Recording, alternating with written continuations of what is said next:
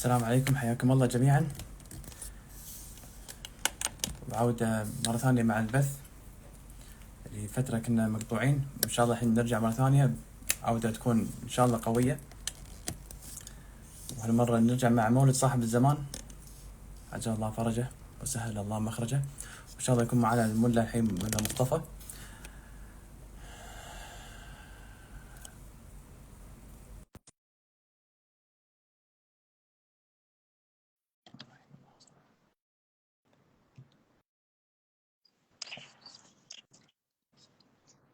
حبيبي ابو علي، ما اعرف شنو صار.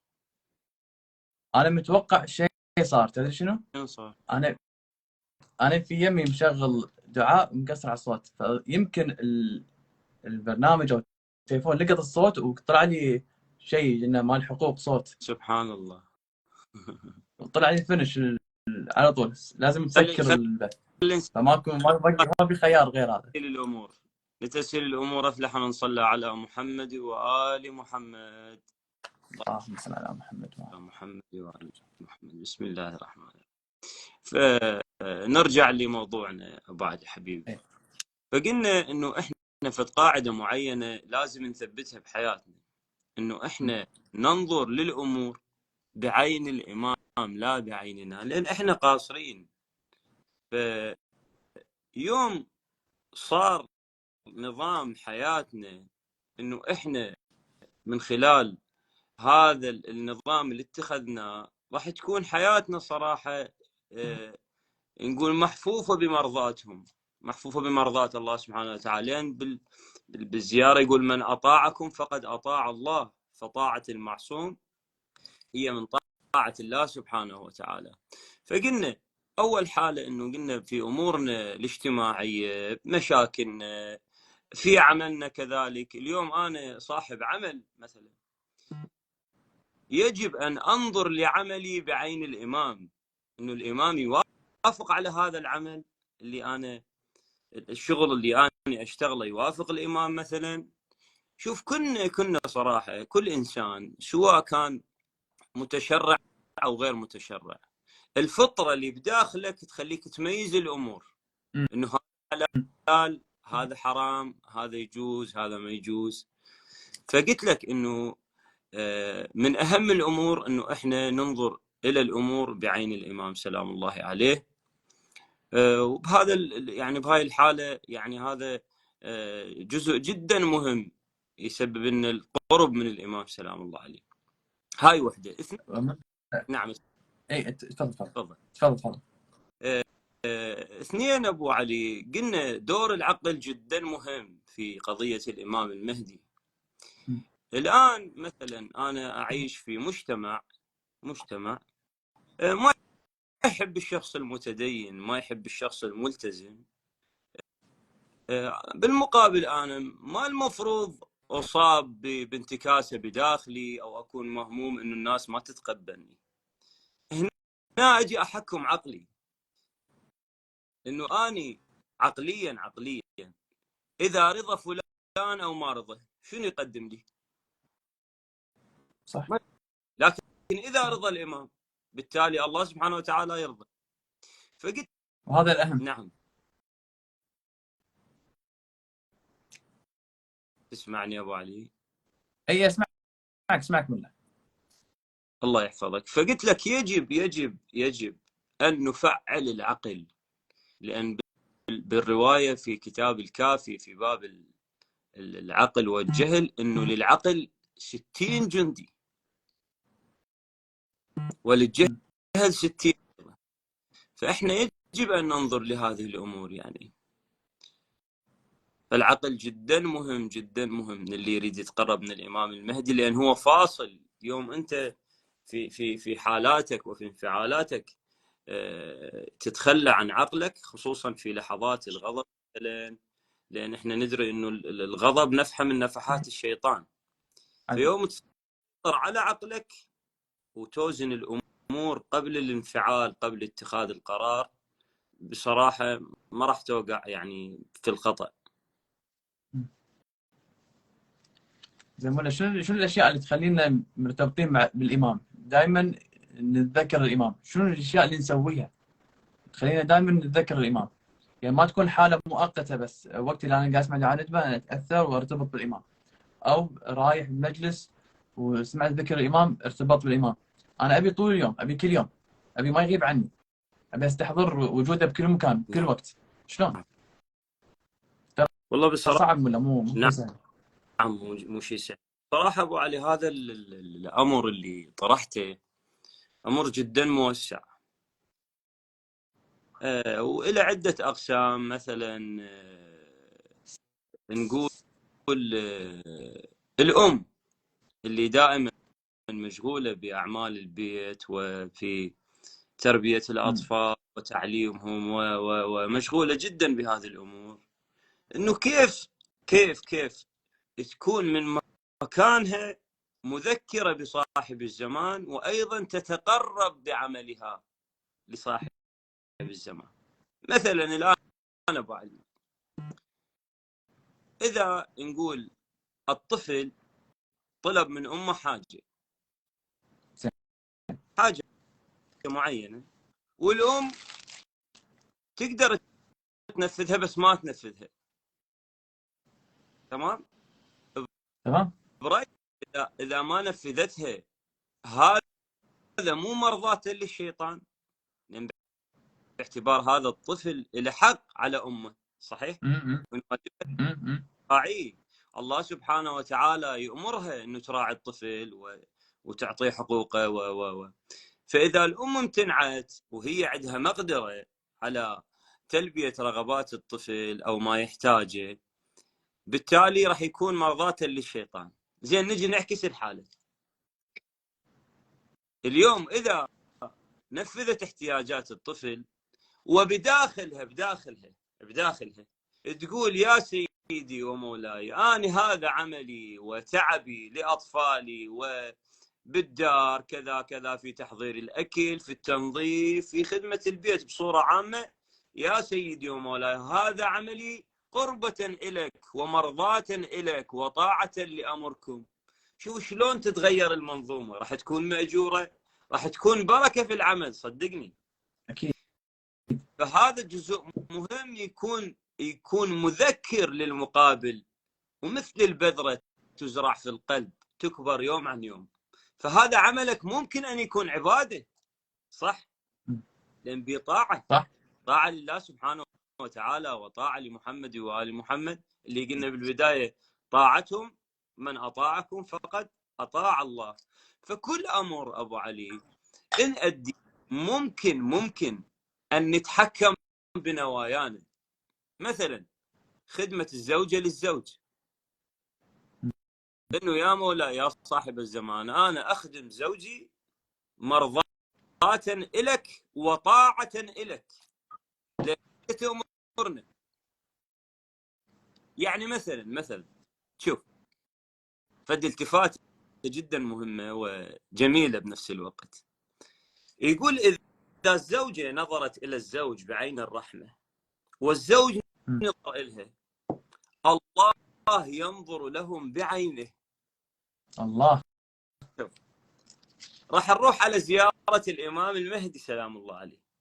السلام عليك يا عين الله في خلقه. شلون الله ينظر بعينه؟ أكيد من خلال محمد وآل محمد، لأن إحنا بالزيارة نقول السلام عليك يا عين الله في خلقه. شوف أبو علي، شفت إنه إحنا باستطاعتنا هذه حياتنا، صدقني حياتنا تكون مهدوية بكل الأمور، في تربية الأطفال، في تعليمهم، الصلاة والعبادات، لأن سيدي أنتم أمرتوا. فإحنا هذا حتى أحيانا الأمهات الله يحفظهم إن شاء الله يكونون متعبين صراحة، لأن تدري التربية والبيت جهد يعني، إضافة قد يكون البعض الآخر مرتبطين بدوام فصدقني حتى الهمة تختلف، لأن راح يكون مثل العبادة، صلاة كذا، تحس لذة أكو. إذا كنا نوينا هذه الأمر ووجهناها باتجاه شنو ما يأمر به، لأن سيدي أنت أمرت، فهذا عملنا كله تقرب إليك يا سيدي.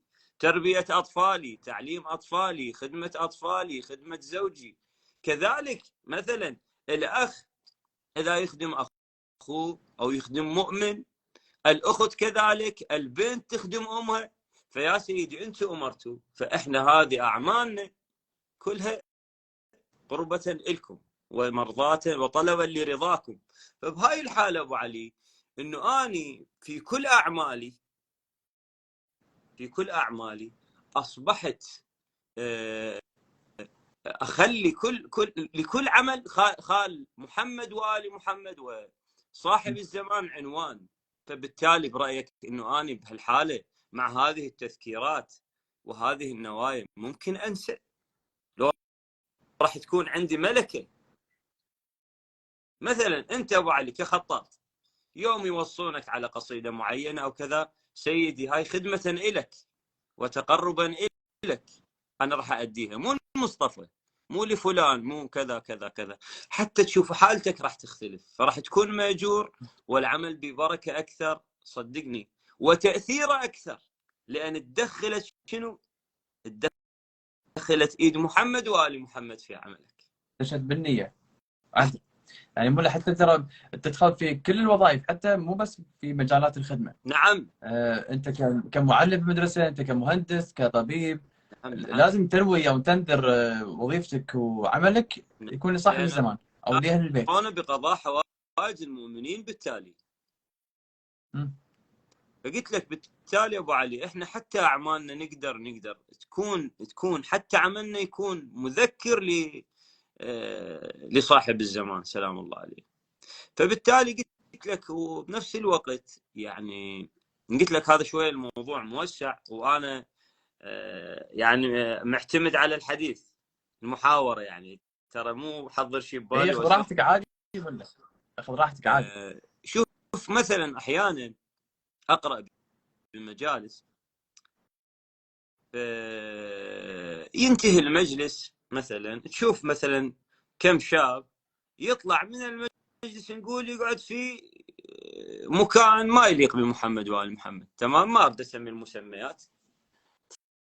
فيوم مره من المرات قلت لك طلعت من مجلس الشباب اعرفهم، لقيتهم قاعدين مكان يعني، فبداخلي تاذيت، قلت عجيب القلب اللي كان حاليا متاثر بقضيه الحسين ما اشمئز من هذا المكان.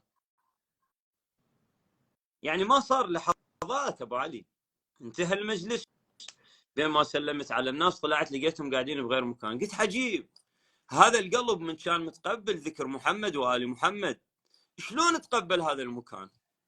إذا هذا الإيمان مو مستقر، إيمان مستودع، مثل العطر. شايف من ترش عطر تلاحظ العطر بعد شوية يقل إلى أن يختفي، درجة الثباتية به مو قوية. فيا فلان يا مصطفى، يوم تلقى نفسك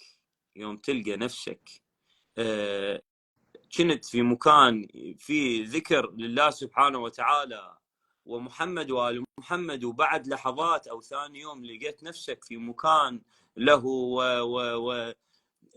فتأكد أنه ترى ثباتية إيمانك بها مشكلة، إيمانك مستودع مو مستقر، أنت متأثر بالحالة ما متأثر بالأصل.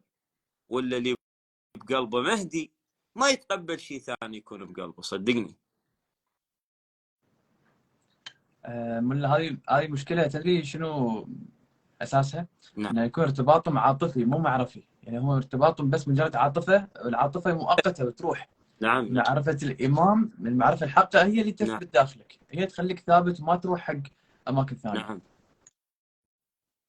أنا أستغرب من هذه الحالات ملا. أشوف على هالطاري هذا الموضوع، تشوف في ناس يروح مجالس ويبكي ويحضر 3-4 مجالس باليوم، صحيح. آخر اليوم شوف وين يروح.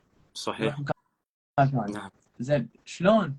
أنا مو قادر أتخيلها، شلون اقتنعت؟ شلون من داخلك في شيء حركك خلاك تفكر تروح مكان ثاني؟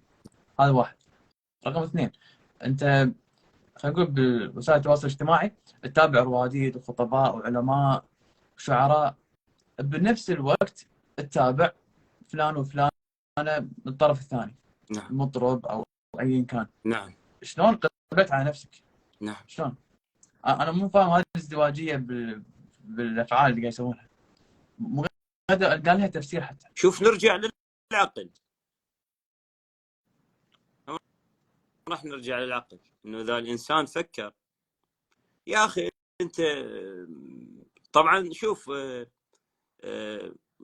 يعني افضل من الترك انه انت تحضر مجلس وعندك امور اخرى، افضل مما انه انت مثلا ابدا ما تحضر مجلس. طبعا حاله بس شنو هم يعني حاله مو جيده صراحه، احنا ما نشجع على هذا الشيء، بس نقول الحمد لله من اكو نقول نقطه او نقطه نور بقلب المقابل تدفعه باتجاه المجلس. بس قلنا مو هذا المرجو، يعني مو هذا اللي يطلبوه اهل البيت، مو هذا اللي وصلك الامام زمانك ترى. بالدعاء او بالمناجات اللهم ارزقني ايمانا لا اجل له دون لقائك، يعني هذا ايماني لا ينقضي الا بلقائك، ما يروح مني. لذلك احنا دائما شنو ندعو بالثبات، الثبات الثبات الثبات. احيانا الاخرين يقول لك يعني شنو ثبات؟ انا ما ممكن اتغير. لا حبيبي تتغير، وهذا التغير ابو علي شوف، هذا المكان اللي انت جالس فيه من بعد المجلس او كذا، هذا الى اثار تاثر عليك بعدين، ترى نهائيا ما راح تحضر، بعدين نهائيا راح شلون؟ يمنعك من الحضور. شلون؟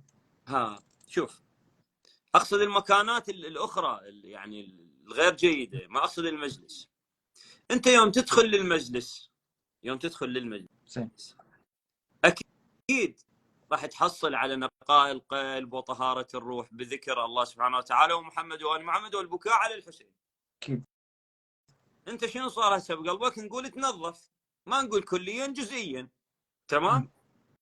يوم رحت بعد ساعه لنفس المكان، شو رجع قلبك صار به؟ توسخ مره ثانيه. فانت ما سويت شيء، انت ما سويت شيء. فيجب انه انت ترى نعم صعب منا، ترى والله صعب. انا قاعد اشوف هذه الحالات، النماذج وايد ترى من كل مكان، صحيح. يعني عندكم وعندنا وايد اماكن. إيه. يروح يخلص المجلس يكون عايش الحاله الروحانيه ما بعد المجلس، عطى فتره يعني حق مؤقته، نعم. ويرجع مثل ما كان. بس ما راح يعني يحصل ما راحه. ما تستمر معاه. نعم نعم، لان قلنا هذا الايمان، الايمان مو مستقر، ايمان مستودع، يعني متاثر بالحاله. ويعني واحد من شوف ابو علي، راح اقول لك شيء نبهتنا على قضيه معينه. اليوم احنا بالزياره نردد اشهد انك شنو ترى مقامي، صح؟ تسمع كلامي. زين ترى مقامي، بس وانا بالزياره يعني الامام كل يرى، مكان بس بالزياره لو بكل مكان وفي كل احسن. وقت. يعني مثلا بغرفه النوم الامام يشوفني لو ما يشوفني؟ شوف. بالمطبخ يشوفني لو ما يشوفني؟ شوف. العفو، العفو، ترى حتى بالحمام يشوفنا الامام. تمام. فلا نحدد الامام ونحجمه، لا نحدد الامام بمكانات. يعني يوم انت اليوم اذا معتقد بوجود الامام في كل مكان وانت تحت عينه وتحت مراقبته، ترى الامام يشوفك وانت قاعد بالقهوه مثلا، الامام يشوفك وانت قاعد بحفله مثلا، الامام يشوفك وانت قاعد بمناسبه بها رقص وغناء ترى يشوفك الامام. ما احنا نقول بالدعاء يا من لا يشغله سمع عن سمع، ماكو شيء شغله ترى، مثل ما يشوف غيرك يشوفك.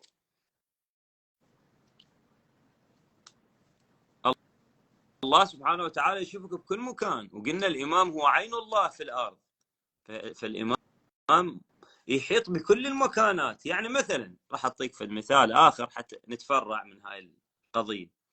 اليوم يقول انا مثلا احكي بالتليفون، تمام،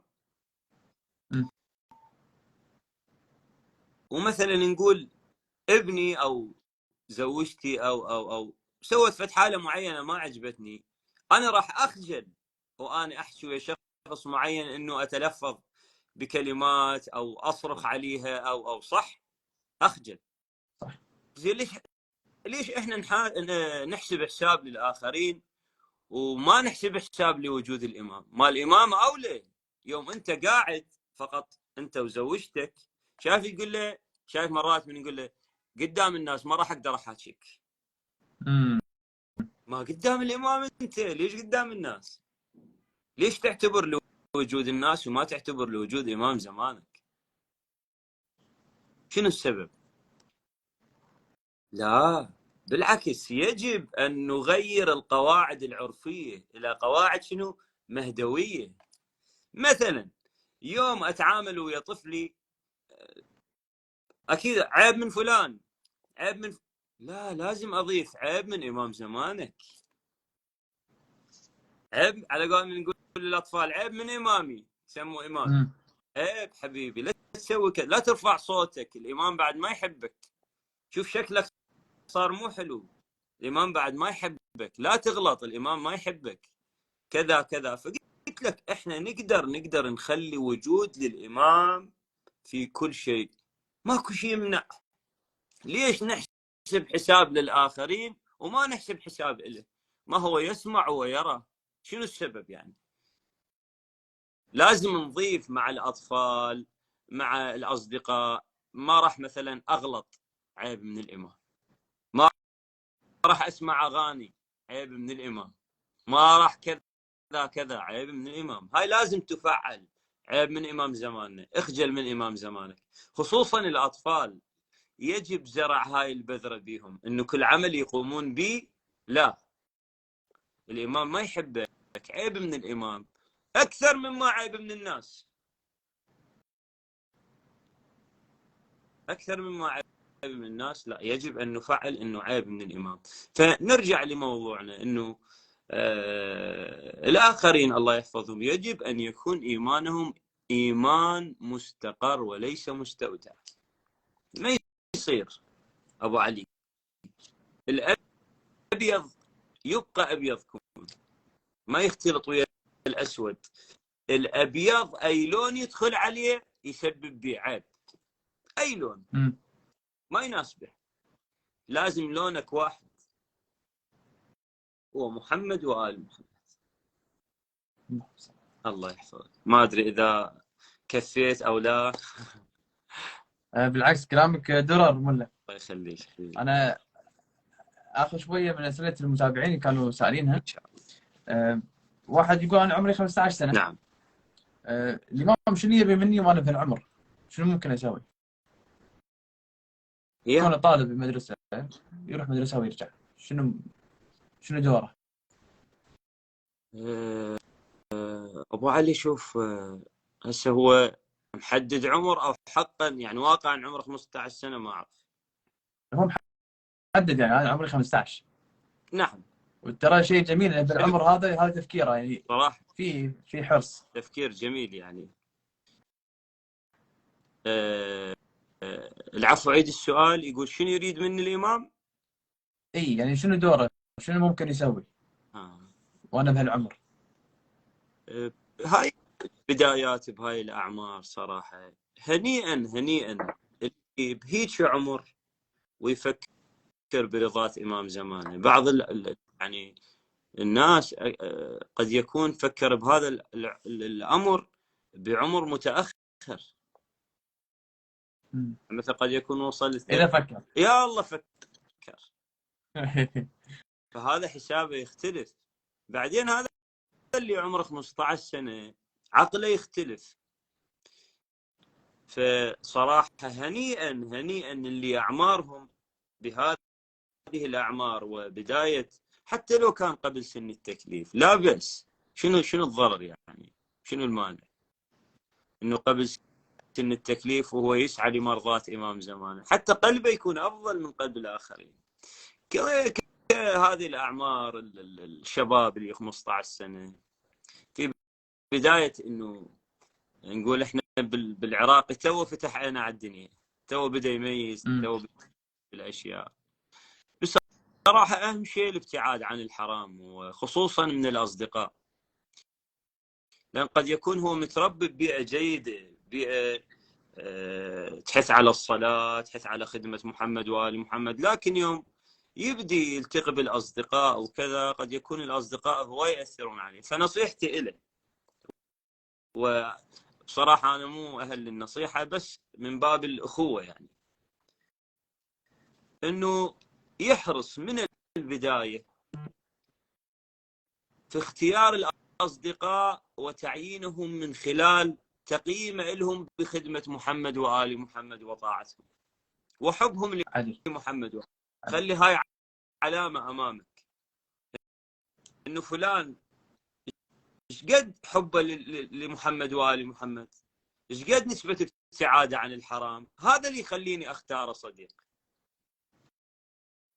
راح يشوف الخير صراحة، ويعني ما نقول ما يوقع بالأخطاء، ممكن إحنا كنا نخطئ، لكن نعدل، بس شنو راح تقل أخطاء. ليش؟ لأن من البداية اختياره صحيح. شوف البناء على قولة اللي يعملون بالبناء، يقول البناء بالأساس، يوم أساسك قوي بناءك يكون جيد وما تخاف عليه من السقوط. فأنت من هاي اللحظات أوضع أساسك، أنه أختار أصدقائي على قدر ابتعادهم عن المعصية وحبهم لمحمد وآل محمد وطاعتهم. راح تكون ناجح يا حبيبي، ناجح راح تكون، صدقني. هذا اللي يطلبه إمام زمانك. لا إحنا نجي وعقولنا تودينا بمتاهات، إنه إحنا هسه شو يريد الإمام من عندي، وخاف أنا ما أقدر لا لا لا، بكل بساطة ابتعد عن الحرام، ابتعد عن الحرام، واختار أصدقائك عدل. لأن بهاي المرحلة، شوف، هذه مرحلة يا أما تكون باتجاه الصحيح يا أما بالانحراف، صدقني. وكنا مر علينا حالات، لأن هذه بداية النشأة على قولت اللي يقول. توك بديت تتكون علاقات، توك بديت تختار أصدقائك كذا كذا كذا، بديت تكبر، بديت تطلع، بدأوا أهلك يشوفونك كبرت، ممكن يخلوك تروح المكانات. فأنت من الآن، من هاي اللحظة، سارع للخير، سارع لمحمد وآل محمد، راح تكون إنسان إن شاء الله مهدوي من البداية ان شاء الله. وملا من نهاية جوابك انا اخذك لسؤال وراه على نفس الكلام اللي انت قلته، ان الصداقات تكون حسينيه او مهدويه في مجال خدمه اهل البيت. نعم. في حال اذا واحد عايش ببيئه اصلا مو ملتزمه، مو متدينه، نعم. يحس نفسه غريب وحيد، نعم. لازم يجاهد نفسه اكثر. بس اللي بيئته متدينه اسهل. سمعتها كان الصوت يتقطع، ما سمعت البداية. يعني قاعد يقول لك ان اللي في العمر هذا اذا بيئته متدينه، سواء بالبيت او المدرسه او اللي حواليه بالمنطقه، يكون الوضع عنده اسهل. أكيد. بس اذا البيئه اصلا مو متدينه يكون صعب، يحس نفسه وحيد غريب بينهم كلهم، لازم يجاهد نفسه اكثر. تقصد هذا العمر لو هذا العمر وما بعده، يعني قاعد يعني عمرنا تسمعني؟ اسمعك. اي تمام. شوف ابو علي، احنا نقول نخلي فد آية قرآنية امام عيننا. قل يا عبادي الذين اسرفوا على انفسهم لا تقنطوا من رحمة الله. شوف ذول الاخرين اللي موجودين ويانا، اللي هم بعيدين عن الجو، ممكن ان يجون، صح. فانا صراحة الله سبحانه وتعالى اللي خالقهم يقول لهم لا تقنطون، لا تأيسون. شوف، محمد وآل محمد رحمة، وما أرسلناك إلا رحمة للعالمين. الحسين رحمة الله الواسعة يستقبل الجميع. أنت اللي شوف، شايف الراوتر، شبكة الإنترنت بالبيت، ايه تعطي الكل، صح. يا فلان يا مصطفى، لا تخلي حاجز بينك وبينهم، كون رسالة بوسطهم. بس بالمقابل صير مثل المي، تأثر بالأشياء ولا تتأثر بها.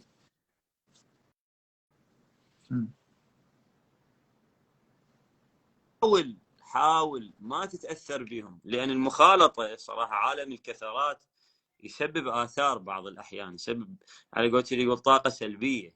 فحاول أنه يعني على قولتي يقول كن معهم ولا تكن فيهم، حتى تحافظ على نفسك. جميل جميل جميل جميل. خالطهم ماكو اشكال. ليش؟ لان انت رساله، انت ضوء وهم ظلمه. دائما الظلام يبحث عن الضوء، دائما مو الضوء يبحث عن الظلام. مو العكس. دائما الظلام يبحث عن الضوء. بس شنو؟ من خلال تصرفك وافعالك. لا تكون افعالك اتجاههم انه اني لازم امقتهم ولازم لان هم مثلا مو اصحاب دين. لا، خطأ.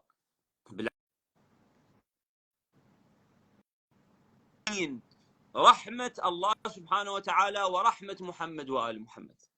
ثق بالله، هاي اللي أول مرة أذكرها.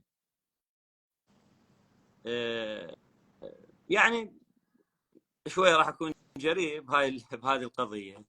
صدق بالله، اللي شخص صديق يعني كان بعالم آخر وإجا لمحمد وآل محمد، يعني كان بعيد جدا عن القضية، فكأنما بالمنام قاعدين وهو موجود قاعد ويانا. فقاعدين انا وشخص نتحدث عن قضيه الامام سلام الله عليه كذا. فالشخص طبعا ما اعرف منو قاعد بصفي صراحه، يعني شخص ما اعرفه. فسالني عليه، قال لي هذا منو؟ قلت له هذا فلان هيك كانت حالته. العفو، يعني هو يعني كان بغير جو محرمات كذا. قلت له هذا كانت هيك حالته والحمد لله تاب واجى للطريق وكذا. قال بس اكو جانب كون تقول له بيه. قلت له شنو الجانب؟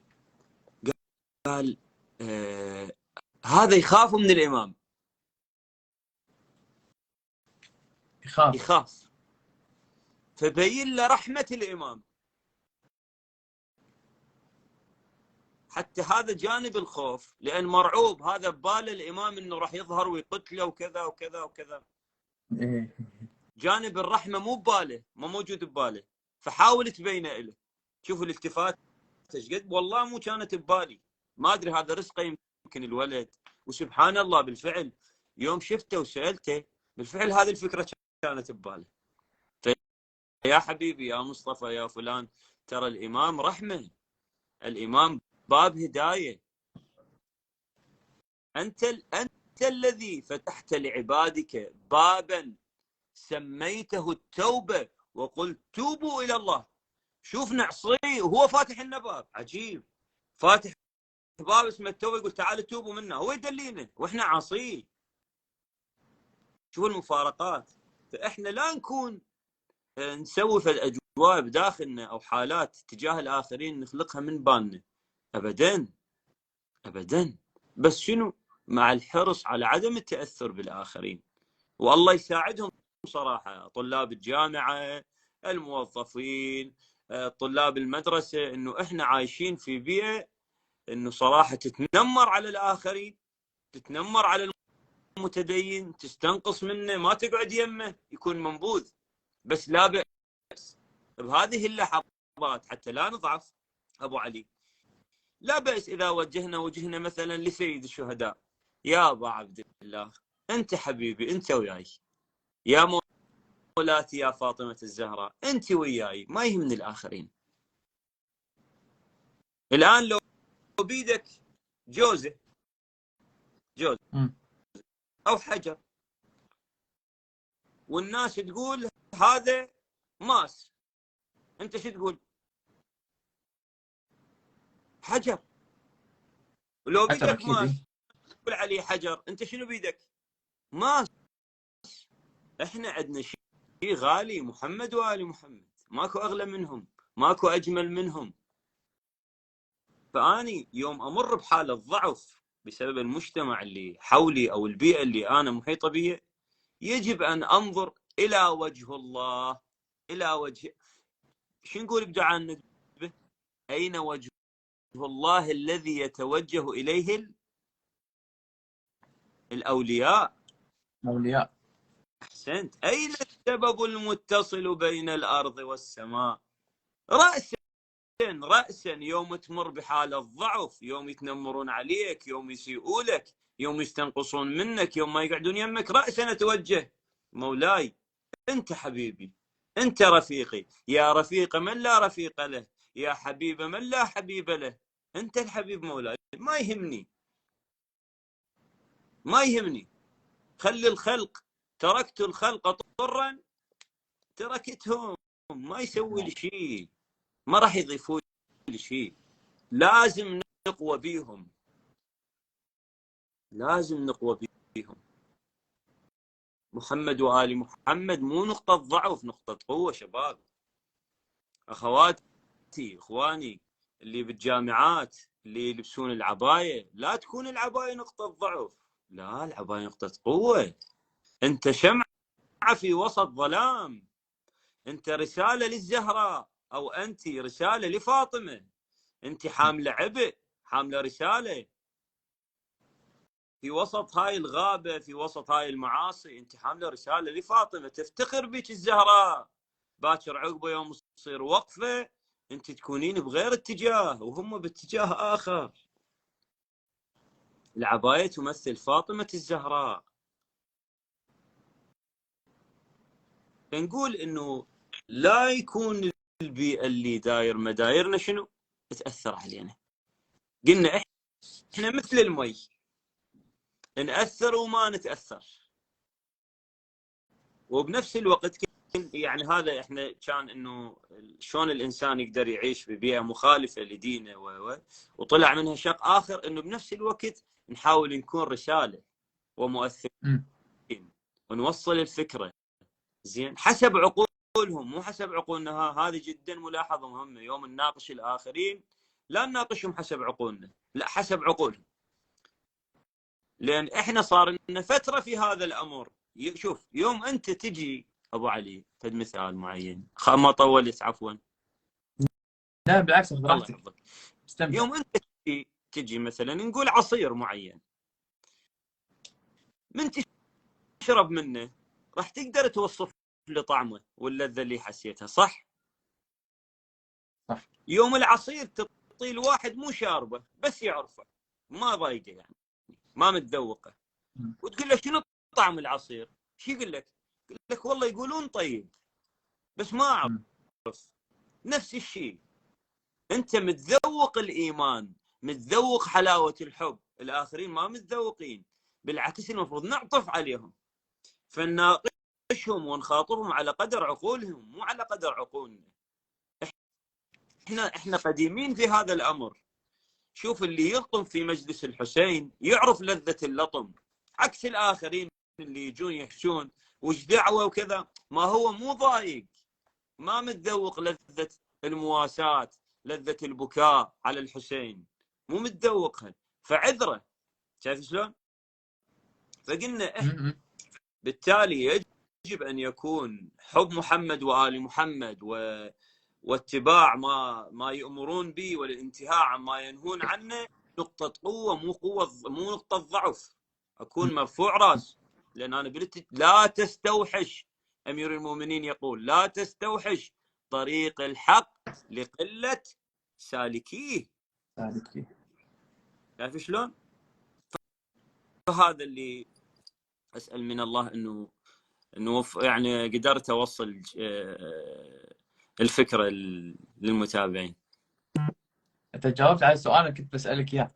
تفضل. احد الاخوات كانت سائله لان كانت تعاني من التنمر على عبايتها بالجامعه او بالمدرسه، انه خاصه احنا قاعد نشوف، يمكن احنا تكلمنا بالموضوع هذا بالبث اللي طاف، بس خلينا نتكلم فيه شوي بنظره ثانيه او بناحيه ايجابيه شويه. نعم. ان صار في وعي اكثر من قبل، صار في توجه للعباية اكثر، صار صحيح. في توجه ان الحفلات التخرج ما تصير مع الاغاني، تصير لا، يروحون العتبه يتبارك تخرجهم عند الامام. فهذه صحيح. حاله حلوه قاعد تصير، بس هم قاعد يعانون بنفس الوقت من تنمر، انت عبايه وانت من هالكلام اللي احنا عارفينه.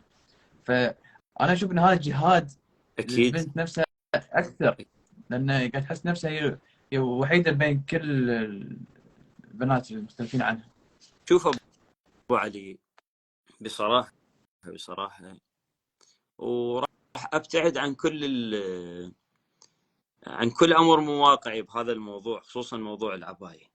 انا اتفق انا وياك انه الامر مو سهل. شايف شلون؟ لان احنا يعني كنساء وصلت لهم الفكره انه الجمال بالملابس بالتبرج والملابس الضيقه، تبرز المفاتن والمكياج مثل ما ذكرت، وهذه الالوان يعني الجينز البنطلون او العلم. صدقني يوم سئلوا الزهراء رسول الله سلام الله عليه وعلى آله، قالها ما يزين المرأة. ايش قالت له؟ يزين يعني يجمل من الزينة. قالت له ألا ترى أجنبيا ولا أجنبي يرى. شوف وين البعد، يعني سترها، عفافها، حيائها. شوف احنا شوف، خل اكون واقعي حتى لو اخذ. يوم شباب الجامعه يريدون يدورون نساء للزواج، عن شنو يبحثون؟ يا شوف مفارقه. يوم تجي تسأل ها انا اريد بنيه ملتزمه ومحتشمه، شنو شنو المفارقه هذه؟ صح. شوف الشيء الثاني، راح اكون جريء. يا فلانه، يا اخواتي الله يحفظكم، انتم المن متبرجين بهالشكل هذا؟ المن عارضين انفسكم؟ والإنسان يجب أن يكون غالي. الله سبحانه وتعالى كرم الإنسان، ليش أرخص روحي وخلي الآخرين يتمتعون بالنظر إلى مفاتني؟ ما هذه مفاتني يجب أن أحفظها وأخليها بالحلال. ليش أعرضها للآخرين وأكون رخيصة بهالدرجة هاي، وخلي أي إنسان ممكن يباوع علي؟ ليش ما أكون غالي؟ عادة الهدية الغالية أو الشيء الغالي مو نضمه، مو نحفظه بعيدا عن الاخرين حتى لا يصير بشيء. ليش ما انت غاليه؟ الله يحفظك ان شاء الله، انت غالي، ليش تعرضين نفسك بهالرخص للاخرين؟ شنو السبب؟ شوف يوم نشتري بضائع مثلا نروح على البضاعه اللي مغطيها ومعلبيها جيدا، لان هذه ما معرضه للتراب وما معرضه للجراثيم. ترى نفس الشيء يوم الانسان ينوي للزواج، ما يروح الوحده عارضه نفسها للاخرين. ما لنا علاقه باللي يترأسون السوشيال ميديا وما يفعلوه، ما ننظر لهم. احنا عندنا فاطمه، عندنا السيده زينب سلام الله عليها. ممكن يعني معقوله نترك هؤلاء وننظر الذول اللي ما يعرضوه من خلال وسائل التواصل ونتاثر بهم؟ معقوله يعني؟ يجب ان تكون درجه الوعي عاليه باتجاههم. احنا اتباع محمد وال محمد، احنا نمثلهم يا ناس يا عالم. انتم تدرون يا اخواتي الله يحفظكم ان شاء الله، انه المراه اذا طلعت من دارها وعطرها يفوح تلعنها الملائكه الى ان ترجع الى الدار. شنو هالمصيبه؟ على شنو معرضه نفسك لهذا الامر؟ ما عطرك لنفسك مو للاخرين. خلي تكون الثقه عاليه. شوف ابو علي، ترى قضيه الثقه جدا مهمه في لبس العباءه والستر. خلي يعلم الاخرين، ترى احيانا ثقتكم اللي تمنعكم، قله ثقه بنفسك. كون قوي الشخصيه، قوه الشخصيه في فرض العباءه بهذا الجو، بهذه المعاصي وبهذا التبرج، ترى انت قوي شخصيه بمحمد وآل محمد. لا تروح لهذا الجو وهذه الالوان ترى هذا رخص. غلوا انفسكم نفسكم، صيروا غالين، لا تعرضون انتم مو للعرض. الله سبحانه وتعالى ما خلقنا للعرض.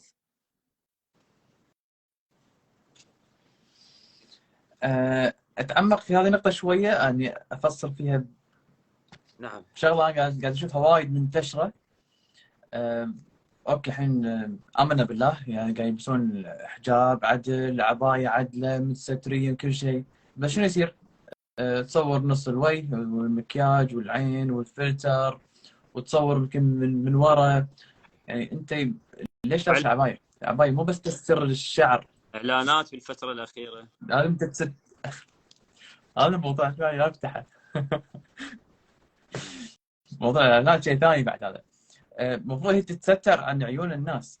سيد موسى العلي مره قال خوش كلمه، الله يحفظك. ان المرأة ما تفهم او ما تدري الرجال شلون طريقه تركيبه مخه، شلون يفكر، نعم. شلون يشوف. تخيل. مو حاسين بهالشيء. نعم. شلون نظرته مو عارفينهم. تخيل عالي عند الرجل. أي. يعني اتذكر، شوف ابو علي، يعني بالفتره الاخيره يعني يدزوا لي مقاطع احيانا، اهلي يشوفوني انه شوف شلون وصلت مرحله انه وحده مرتديه عباءه وتسوي اعلان وتتمايل وحركات يعني الله يحفظك اذا تريدين تسوي، انت جاي تسيئين، انت جاي تسوين شق اخر للحجاب. اهم شيء متستره. اهم شيء متستره. ماكو هيك شيء. اهم شيء ما لابسه هذه حجاب. ماكو هيك شيء. اهم شيء لابسه عبايتها عدل. شوف هذا كلامهم. شوف راح اقول لك شيء. اليوم وحده متستره ولابسه عبايه بس تمشي بطريقه مو حلوه بالشارع، مشكله. مشكله ومشكله. ليش؟ ليش؟ لان طريقه المشي تسبب ايحاء للاخرين. يعني مثلا، يعني شوف، انت لا تسوي اباحه بكيفك، ما انت لابس العبايه للستر، ما لابس العبايه انه خلاص انتفى بعد انه انت براحتك شو تسوي سوي لان انت انسترت ولبست العبايه. يوم تتمايلين وتسوين حركات بعيونك او بوجهك او بايديك، ما هذا تخيل عند الاخر، وانت بنفس الوقت ترى شجعت الاخرين. هاي سنه سيئه تتحمليها وتتحملين وزر من يعمل به، جاي تشجعين. نمشيكم بهالدوخه هاي، الله يحفظكم. او شفت انه فت حاله معينه انه نقاب وتصور عيونها وتنشر صوره. يعني انت ليش منقبه اذا تنشرين صورك؟ ليش نشرين صورك اذا انت منقبه؟ انت غير منقبه حتى ما تريدين الاخرين ينظرون المفاتنك، ليش تنشرين صورك؟ او تنشرين جزء من عينك ومسلط عليها الضوء، او جزء من وجهك، ما الاخر شنو الهدف؟ ها؟ شنو الهدف يعني؟ ليش؟ ما اعرف شنو الرساله يعني. لو هسه فت حاله معينه، والله مو قصه هجوم، لكن انا قلبي محترق صراحه. ها فت حاله معينه ابو علي انه صور شخصيه ويغوشون العين بس الوجه كله موجود. هاي شنو؟ اذا انت خايف تنعرف، لو شنو خايف؟ ترى عيونك سهله اتوقعها، يعني مو صعب، انت عارض كل وجهك مغطي بس عيونك. يمكن خايفين من الحسد ولا ما اعرف. هم نرجع للعقل ابو علي، هم نرجع للعقل. لو نعرض الامر على العقل، الانسان راح يقول نفسه انا شنو جاي اسوي؟ ليش يا اخواتي؟ ليش؟ ماكو اجمل من الستر، ماكو اجمل من العفه. جمالك لزوجك مو للاخرين. الله سبحانه وتعالى خلى مساحه للمراه تجاه الزوج مباحه، فهذه المساحه نستغلها بالحلال مو بالحرام. ممكن اعيش في حاله معينه كذا بالبيت، بس مو الاخرين يشوفوني، او الاخرين يركزون بعيوني، او الاخرين يركزون بجزء من وجهي. ماكو هذا، ماكو ايش قانون. عمر السيده الزهراء ما سوت هذا الشيء، حاشاها. عمر السيده زينب ما سوت هذا الشيء. عمر نساء الائمه او بناتهم او كذا، ما سمعنا هيك مسوين. احنا منين جايبين؟ سنين ما كانوا يشوفون ظلها ملا، سنين ما كانوا يعرفون انه لامير المؤمنين اكو بنيه يوم تطلع تزور قبر امها او قبر رسول الله يطفون الاضويه حتى ما يشوفوها. شنو مثلا الامام معقد يعني لو شنو؟ ما جاي يفتهم. انا اسالهم بالله كلهم اخواتي ان شاء الله بولايه امير المؤمنين، انتوا جاي تساعدون على اثاره الفاحشه لو ما جاي تساعدون؟ جاي يساعدون باثاره الشباب واتجاههم للمحرمات لو ما جاي يساعدون؟ صح؟ يوم تمرين من يمي وانت متبرجه ولابسه ملابس كذا كذا منافيه للشرع، راح تجبريني افكر بالحرام، راح هذا تثيرين كله غرام. استدراج ملا، كله استدراج وخطوات الشيطان، زين ليش؟ خطوه بخطوه بخطوه وخلي الواحد يفكر. زين ليش احنا ننفذ اهداف الشيطان وما ننفذ اهداف محمد وال محمد؟ ليش؟ انتم نساء، المفروض تكون علاقتكم بالزهراء علاقه قويه جدا، والمراه تفهم المراه. علاقتكم بالسيده زينب قويه جدا، المفروض تكون ما تكون مزعزعه. فاسال من الله ان يمن علينا وعليكم بالهدايه، وان يهديكم لطريق محمد وال محمد صراحه، لان صراحه هم احنا نراعيهم في خضم هذه المشاكل بالمجتمع والعادات والاعراف. مو سهوله ابو علي صراحه، خصوصا النساء. بس هذا مو تشجيع، لا. خاصة في هذا الزمن، زمن ملا مفتوح العالم كله على بعضه، صحيح. يوصل لك كل شيء من كل مكان. متاثرين بوسائل التواصل بالسوشيال ميديا، وين متاثرين صراحه بفنانات بس ما متاثرين بفاطمه مع الاسف. هذه الزهراء اين يعني؟ هاي وين؟ قولي يا فاطمه من تحسين بحاله ضعف قولي يا زهراء ادركيني، يا زهراء اغيثيني ساعديني، يا امي يا فاطمه الزهراء امنا، يا امي يا زهراء ساعديني انا اريد اجي باتجاهكم. ما بيها شيء، التوسل بمحمد وآل محمد ما بيها شيء، للهداية، وأسأل من الله الهداية للجميع. في موقف صار لي قبل فترة ملا، انا ما بغيت اطرحها لان انا مو جاي انا اتكلم، يعني البث حقك انت تاخذ راحتك تتكلم باللي تقوله، بس انا ما بيصير ان انا قاعد اتكلم اكثر منك انت. لا بس انا موقف على نفس الموضوع يعني. ما ادري توافقني في باللي صار ولا ما توافقني. راح اختصر واضغط اللي صار نعم. بشكل سريع. شفت لي مقطع نعم. بالانستغرام، واحده بالشارع تقابل واحد نعم. تساله سؤال، فهذاك شاب يوخر يرجع ورا، فهي تقول له ليش من بعد قرب باللهجه العراقيه. نعم. هو يقول انا يعني حط مسافه، يعني حاسس انه مستحي يعني.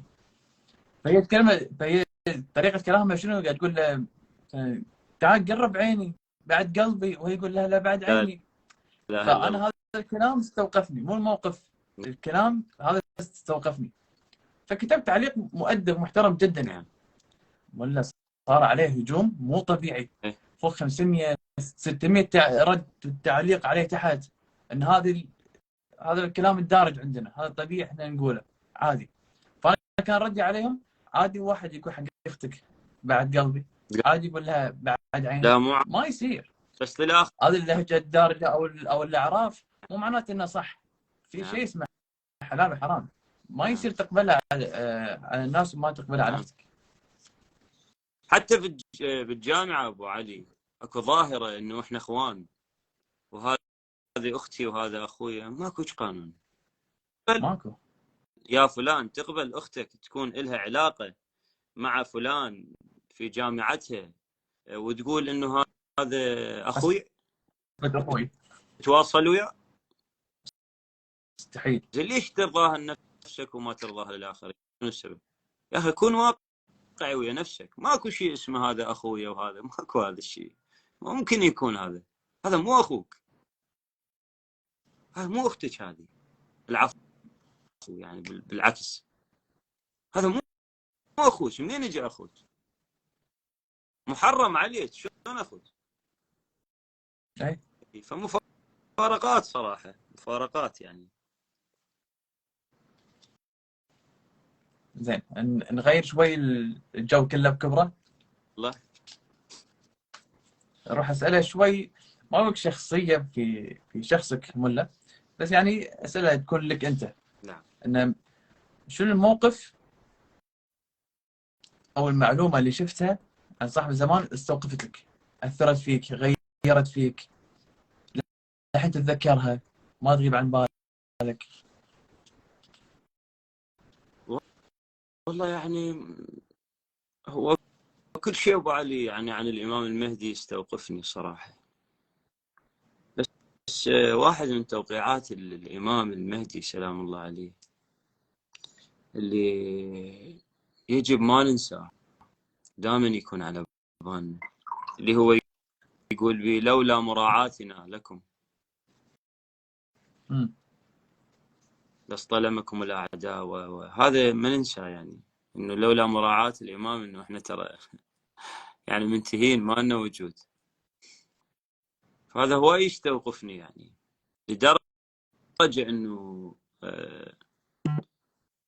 انه كل حاله او كل نعمه اتمتع بها صراحه برخاء وكذا وبراحه.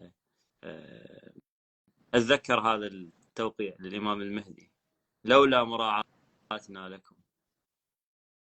ترى احنا مراعيكم يعني، لان يعني حسب ما قرأته وكذا ما اعتقد انه احنا بظهور الامام راح نعيش بهيك حريه، راح نكون بعد ضمن واجبات، ويعني ما نتحرك كيفنا بعد. شايف شلون؟ ايه بس وقت احنا خلاص تكليف ايه بعد. بعد خلاص امام، انت يعني مفترض الطاعه، بعد خلاص تتحرك حسب ما يريد. بس حاليا احنا لا، متمتعين بالنعم و في حال اذا نرجع لاصحاب اهل البيت وتقارن حالتنا ويا حالتهم، ماكو مقارنه يا بالي، من جوع واذيه و... و... وانقلاب الناس عليهم والاكثريه ضدهم، ولسماعهم بعض الكلام والقتل والتشريد والتشويه وكل شيء كل شيء، ولحظات يعني، وتفننوا في تعذيبهم، واكثرهم يعرفون ومخبرهم الامام، مثلا امير المؤمنين يوم خبر ميثم، يوم كلهم قالوا ترى ايش راح تنقتلون. شوف احنا عايشين بزمان براحتنا، ننام براحتنا، يعني ابسط شيء انه احنا مثلا نايمين ويأذن واحنا ما نقعد للصلاه راحت. شايف شلون؟ في حال الامام في وقت الصلاه وقف يصلي، وقت الصلاه الامام وقف يصلي، غير نقوم احنا، غير نتخيل انه الامام موجود حقا ولازم نوقف نصلي وراه. اي فتشوف احنا بحريه تامه يعني، ننام براحتنا، ومع ذلك وش يقول احنا مراعيكم ترى، ايه غير مهملين لمراعاتكم ترى، يعني ما هام ليكم، وياكم مراعيكم، وانتم عايشين بنعمه وبخير بفضل وجودنا، واحنا عادي يعني مشين الامور لكم يعني. فهاي هواي تستوقفني يعني، تخليني افكر صراحه.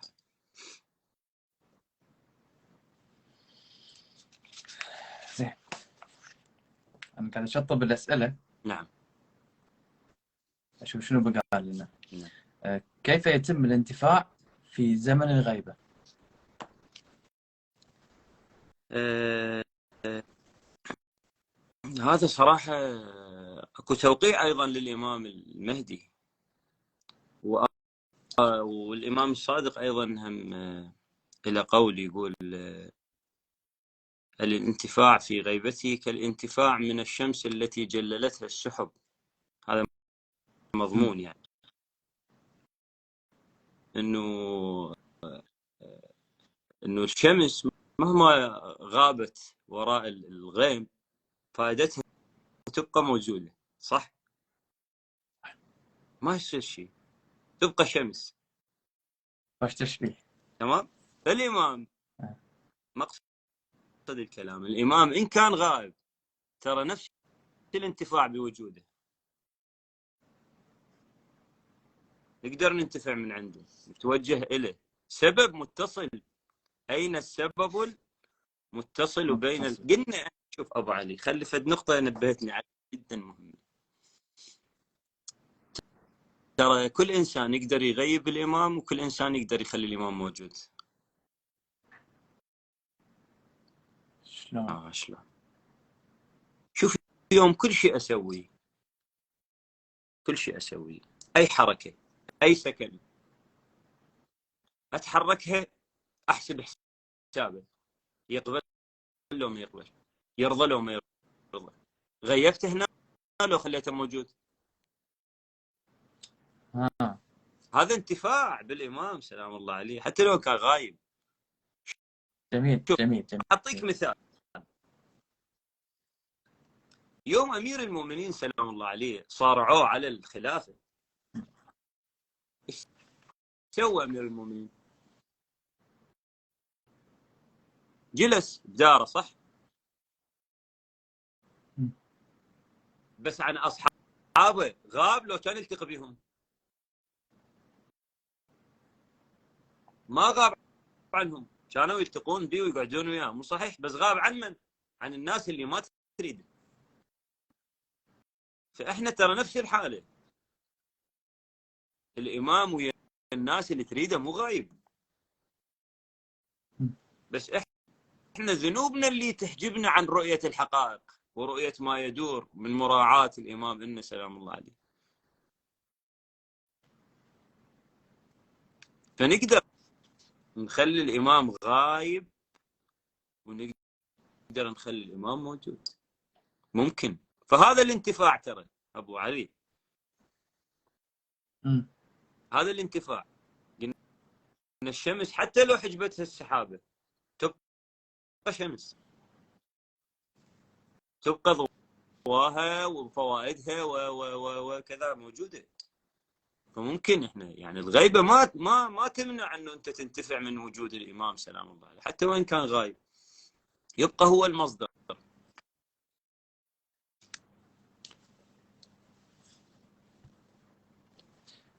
كنت بتذكر مقولة، هي ما أدري شنو هي بالضبط، اللي غيبتك نفت رقادي.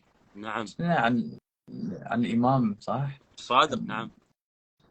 الإمام صادق، أيوة. هي رواية مال سدير الصيرفي. العجيب فيها ملا أن الإمام يذكرها وللحين الإمام ما انولد. طبعا قبل ولادة الإمام. يقول دخلنا على الإمام، يقول هيك شيء انه يعني شفناه مقصر كمه ومنحني على الارض. يعني شايف انت من تخلي ايدك ومن تشتد بك حاله البكاء احيانا، تخلي ايدك وراسك للارض وتبكي تجيش بالبكاء. فهيك هو يوصف، يقول فانا قلت بيني وبين نفسي انه الامام صابته مصيبه اليوم. يقول يبكي بكاء الثكلى. شوف، هاي ما تروح من بالي، هاي ايضا مستوقفتني. الثكلى اللي فاقده ابنها هنا، يقولون انه لدرجه من البكاء يختفي صوتها، ينبح، يقول ما عندها صوت قد ما تصارخ. فيقول كبكاء الثكلى، ويندب كان فقد الواحد بعد الواحد كذا كذا، واستمر الى ان قال غيبتك نفت رقادي وضيقت علي مهادي واوصلتني الى فاجع الابد، وفقد الواحد بعد الواحد ينفي الجمع والعدد. كان يندب الامام، يعني سوى مجلس وحقق مجلس، هذا مجلس الامام كان ينعى لان يندب، كان ندبه والامام مو مولود. فوين هاي الحاله؟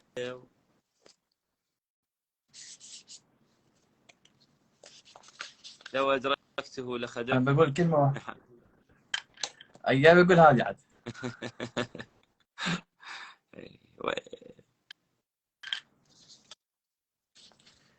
زين، انا بقول كلمه واحده، انت كمل الباقي. نعم. يعني بعطيك مفتاح كلمة واحدة وأنت كمل الباقي، أنت عليك. كلمة الغزال أو الغزالة شنو؟ غزالة.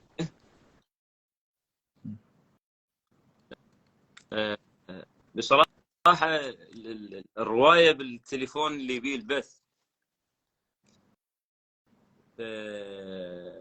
احنا متعودين انه اكو قصة الغزالة مرتبطة بالامام الرضا سلام الله عليه، لكن اكو قصة ان شاء الله انشرها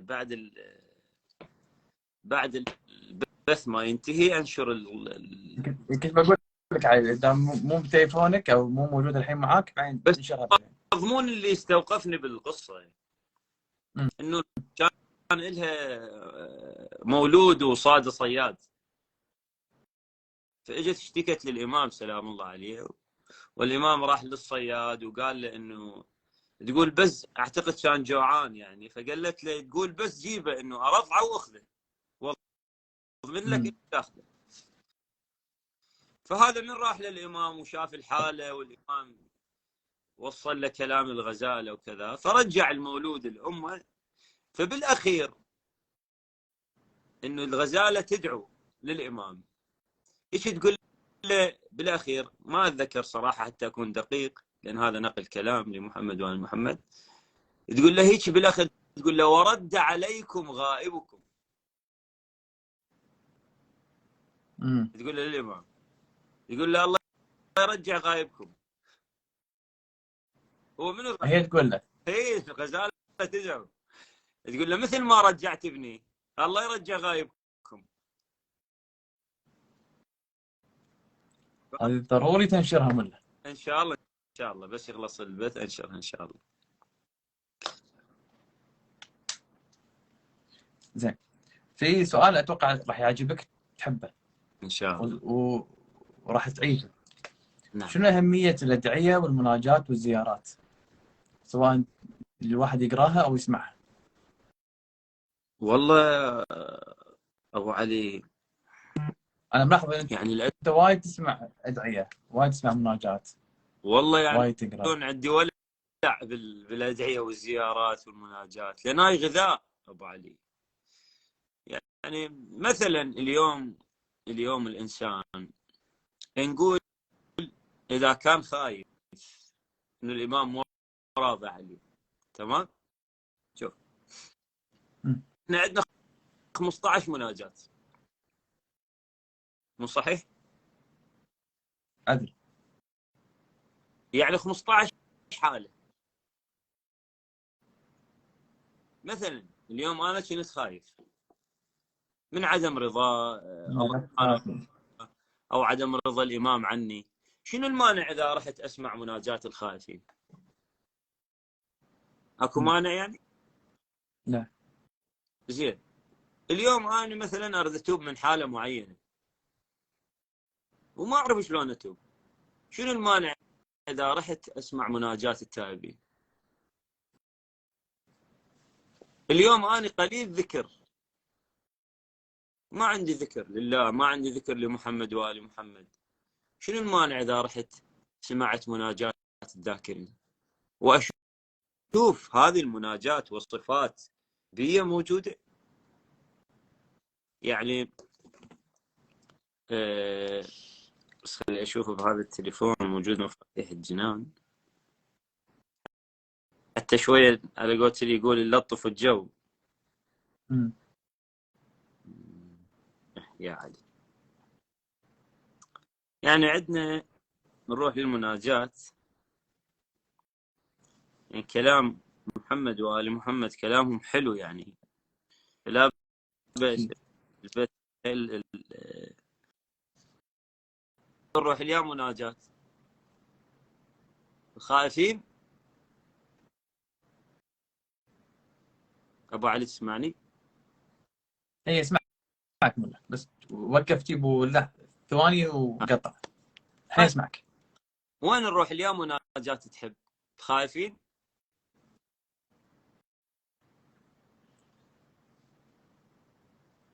المحبين. مناجات المحبين. هاي على نيتك راح نروح على المحبين.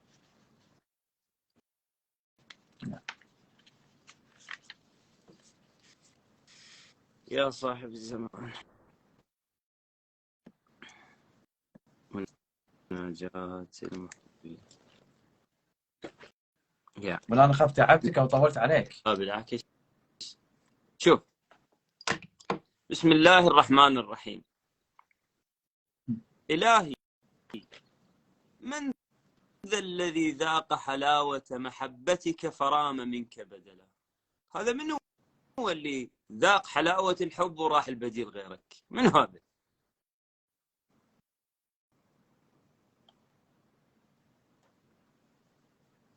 ومن ذا الذي أنس بقربك فابتغى عنك حولا؟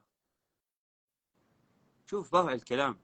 إلهي، فاجعلنا ممن اصطفيته لقربك وولايتك وأخلصته لودك ومحبتك وشوقته إلى لقائك ورضيته بقضائك وبوأته مقعد الصدق في جوارك وخصصته بمعرفتك وأهلته لعبادتك. شوف المطالب أبو علي. زين، السؤال شلون نعرف رب العالمين؟ من عرفكم خل عرف الله. ممكن هذا الكلام بداخلنا نوجهه للإمام؟ ممكن أنا أقول له يا صاحب الزمان، هو اللي ذاق طعم حبك ممكن يروح الحب فاني؟ ممكن؟ لو ممكن ممكن لا. أقول له سيد اللي ينسب قربك ممكن يدور قرب غيرك؟ ممكن؟ ليش ممكن؟ فهذه المناجاة أبو علي، هذا مثل الإنسان من يعطش يريد مي. إحنا عطشانين الكلام، هم إحنا ما نعرف نحكي ترى، صدقني. أنا لو ما محمد وآل محمد ومفاهيمهم أنا كل شيء ما أعرف أسولف. يمكن ما أعرف صار لنا ساعة ونص نسولف. ترى هذا كلامهم مو كلام فلان، مو كلام مصطفى كل شيء ماكو. شوف هم شلون يسولفون يا رب العالمين أبو علي. لازم نتعلم منا شلون نسولف، منا نعرف شلون نحكي، منا نعرف شلون نتوب، منا نعرف شلون نقول له احنا نحبك، منا نعرف شلون نشكر. شوف اكو، انا جدا جدا جدا تستوقفني مناجاة الشاكرين.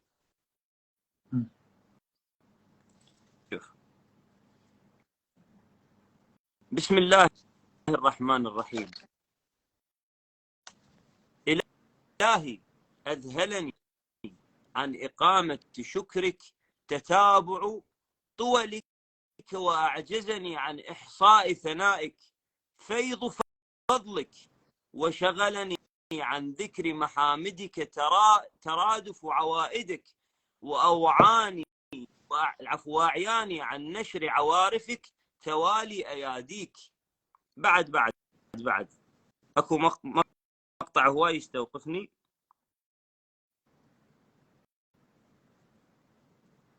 إلهي تصاغر. ها تصاغر. لا، هنا يقول له إلهي فكما غذيتنا بلطفك وربيتنا بصنعك فتمم علينا سوابغ النعم وادفع عنا مكاره النقم وآتنا من حظوظ الدارين أرفعها وأجلها عاجلا وآجلا. ولك الحمد على حسن بلائك وسبوغ نعمائك حمدا يوافق رضاك ويمتري العظيم من برك ونداك يا عظيم يا كريم برحمتك يا رحمة. شوف الخطاب أبو علي، مقامك من هذا الكلام شلون تحس بحالة الضعف اتجاه رب العالمين واتجاه إمامك سلام الله عليه. فشوف ذني المناجاة أبو علي، مثل ما ذكرت إلهي تصاغر عند تعاظم آلائك شكري وتضاءل في جنب إكرامك إياي ثنائي ونشري. شوف، فمن خلال ذني أبو علي المناجاة التائبين الشاكرين الخائفين الراجين الراغبين المطيعين المريدين المحبين المتوسلين العارفين. ذن المناجات لا بأس. مثلا شنو يصير إذا باليوم قرينا مناجات وحدة بس، أو سمعنا، مو شرط نقرأ، خلينا نسمع. فممكن هاي الحالات اللي بينا الروح الهادئة الصافية ونشرب منها. فهذه المناجات جدا مهمة يا أبو علي. احنا عندنا كنوز ترى وايد، عندنا نهج البلاغه، عندنا صحيفه سجاديه، نعم. عندنا كنز عظيم ما يعني. احنا عندنا لو بتشوف الادعيه والمناجات والزيارات مولع على مدار حياتنا كلها، كل يوم في دعاء العهد اول ما تقوم من النوم، في دعاء الصباح، في دعاء يوم الاحد، في تعقيبات، في دعاء التوسل، زيارة وارد، زيارة عاشوراء، دعاء التوسل، دعاء الندبة، دعاء السمات، على مدار حياتنا. فهذا كله ارتباط، كله ارتباط. أدعية الأيام والزيارات، تعقيبات في الصلاة، هذني مثل أجهزة الحماية يعني. ذني اللي ترى يقون القلب، ذني اللي يبعدنك عن المعاصي. لا بأس الإنسان يسوي له فد بيومه جدول عبادي. الذكر جدا مهم، هذا الذكر جدا مهم. جدول عبادي مثلا وانت رايح للدوام، دعاء العهد، دعاء الصباح، زيارة اللي ذكرناها بالبث السابق، ما يزار به صاحب الزمان بعد صلاة الفجر. شنو المانع؟ شنو المانع؟ دعاء زمن الغيبة، دعاء زمن الغيبة، هذا يوم الجمعة من يمر عليك يكون هذا يومك ينشغل كله بالإمام سلام الله. دعاء ندبة، دعاء سمات أهل البيت، من خالين أوقات للأدعية والزيارات، ما خليها عبث، حاشاهم، موزعينهم. شوف بالأوقات، مثلا تجي إلى يوم الجمعة تلقى متروس عبادات أبو علي، نهار الجمعة، صباح الجمعة، كذا تشوفه متروس. ليش؟ هذا مو عبث، ما نوضعت هاي الأشياء عبث، بس هذا ذكر حتى يذكرونا إحنا غافلين. مثل الإنسان من يريد يقعد على موعد مهم يخلي منبه، فهذا منبه. إنه منبه. زيارة عاشوراء كل يوم، شنو المانع؟ دعاء الفرج يوميا، تسبيح، اسوي صلاة على محمد وآل محمد 1000 مرة، شنو المانع؟ ما أعرف يعني. بس هذا إنه تشوف إن أنت منا تكتشف ضعفك ومنا تكتشف تقصيرك. شوف كل يوم تخلي راسك على المخدة تريد تنام نهاية يومك، لازم تفكر إنه أني إيش قد مقدار الذكر عندي بهذا اليوم كان، إيش قد ذكرت الله سبحانه وتعالى، إيش قد ذكرت الإمام سلام الله عليه، إيش قد لهجت واجعل لساني بذكرك لهجة وقلبي بحبك متيما. هذا اللي أحبه، اللي أدعي حبه، إيش قد ذكرته باليوم. شايف أنت أحيانا إذا فد إنسان علاقته قوية به وتاخذ فد 3 أيام 4 أيام ما متصل عليه، دزك رسالة يعاتبك، يقول لك شو عايفني، شو ما تذكرني. الإمام يباوعنا صراحة، أكثروا يقول أكثروا من الدعاء في الفرج لأن فيكم.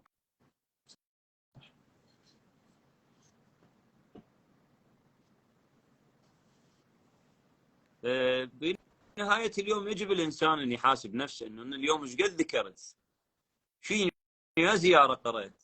يعني أنا أسأل سؤال، شوف أبو علي، لازم الإنسان يصفن، يقول مثلا خلال هذا الأسبوع أو صار لي ايش قد، مثلا كم مرة زرت زيارة مثلا وارث، كم مرة قرأت زيارة أمين الله، كم مرة قرأت مثلا دعاء كميل، كم مرة قرأت زيارة عاشوراء، كم مرة قرأت يا أخي تجي تلقاها ما قاريها مرات، يعني عيب. زين ترى عندنا بعد وايد زيارات، زيارة السيدة نرجس، علي الأكبر، زيارة العباس سلام الله عليه. يعني احنا شلون نقرأ الزيارة بس من نزور؟ ما زرنا 3 أشهر، هذا مو جفاء؟ ما يعتبر جفاء؟ وين الحب؟ وين الحب اللي نحكي عنه ابو علي؟ واحنا مجانين، واحنا وين هذا؟ واحنا زياره ما نقرا. ماكو. بعد بالله، لان لازم نطلع عليه، لان بها معارف، هذه بها معارف لمحمد، وكلام معصوم هذا مباشر. يوم اذا تصفن تلقى نفسك يمكن يعني زياره جامعه سامحه مرات جدا قليله، بس تروح مثلا تصفن على مثلا مسلسل، تلقى نفسك انه انت تتابع بشكل يومي. ممكن تتابع مسلسل بس ممكن تسمع زياره، ممكن تتابع فيلم ساعتين بس ممكن تسمع زياره 15 دقيقه. ليش؟ ما انت هناك ماثوم بس هنا ماجور. هنا تطهر سمعك وتطهر قلبك وتطهر عينك بقراءه كلامهم، تطهر لسانك، بس هناك ماثوم انت. شوف، هم نرجع وين؟ للعقل. العقل من تحكمه وتصفن. تقول ليش انا مثلا ممكن اتابع مسلسل وممكن اتابع فيلم، او ممكن اقعد على الموبايل العب لعبه معينه ساعات، 6 ساعات. والله اكو ناس اعرفهم يلعبون لعبات 6 ساعات، بس مو ممكن شويه. اسمع قران 10 دقائق، او ممكن اسمع زياره، او ما اعرف ليش. اذا اكو مشكله عندك. يجب ان ما تعطي مجال هيك لنفسك تقودك. النفس اماره بالسوء. والدنيا ترى بطبيعتها، الحياه واشغالها تاخذك بالغفله، اكيد. تروح وتنسى والعمر يمشي. فهذه الحركه ابو علي، دعاء العهد، ها شو تبين لك؟ شنو الفلسفه بهاي الحركه؟ ابي اسمعها منك، ابي اعرف. شوف، هذه مثل التنبيه. يا واحد يقول له اقعد، شايف نبه روحك؟ احنا بغفله يا ابو علي. العجل جاي تنبه نفسك. شلون الغفله على بالك؟ يا واحد يقول له اقعد، مو وقت نوم.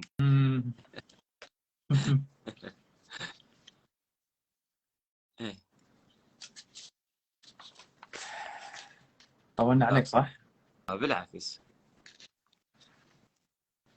انا اسئلتي خلصتها، بس في اسئله الحين جانبيه. يعني كم سؤال بس راح اسال ملا مصطفى السوداني الرادود. نعم. يعني اساله انت كرادود، اوقات فراغك شنو تسمع؟ او باليوتيوب، لما تدخل يوتيوب شنو تشوف؟ من تتابع؟ والله يا ابو علي، يعني قلت لك انا كثير السماع للادعيه والزيارات. احيانا مثلا شوف، ولا في ناس عبالك ترادود فتسمع رواديد؟ لا عبالك بس تدور قصايد رواديد، تسمع شنو منزلها وشنو عندهم. اسمع يعني احب اسمع روادي، بس اذا غير الادعيه والمناجات والزيارات غيره. انا شوي حياتي بالنسبه للاخرين ممله يا ابو علي، يعني ما ما تنفع. لنا شغل بالاخرين، انا علي فيك انت الحين. ها. يعني احيانا اسمع مشايخ كذلك. ايام يقول لك يعني تسمع محاضرات، دروس، إيه، مجالس. اسمع احب اسمعهم. تنصح باحد الناس يتابعونه، يشوفون، يستفيدون منه؟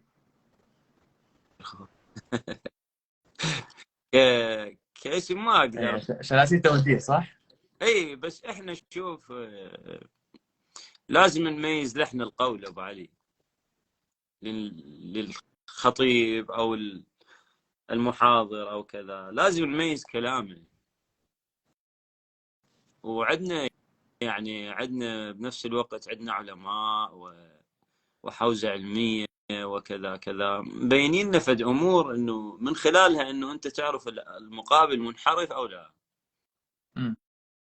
ان كان ينطق عن الله زين. وسوى انا احس الموضوع هذا خطر اذا دشينا ايه فيه ملا، صح؟ بس احنا نميز الناس تميز ان شاء الله. بعد اكو يعني بهاي الفتره وعي موجود ابو علي. م- ملاحظ. اي وعي موجود، تميز الناس. زين، منو من الرواديد اي تهتم او تحرص انك تسمع اعماله؟ هاي شنو؟ اتوقع ما يصير فيها زعل اذا قلت اسم احد، عادي، انت تحب هالرادود هذا، تحب تسمع اعماله، والله شوف طبيعي. بالانستغرام كلهم متابعهم يعني الاكثريه، كلهم اشوف اعمالهم. هاي جواب دبلوماسي مو؟ جدا. احب اسمع احمد صديق. لا.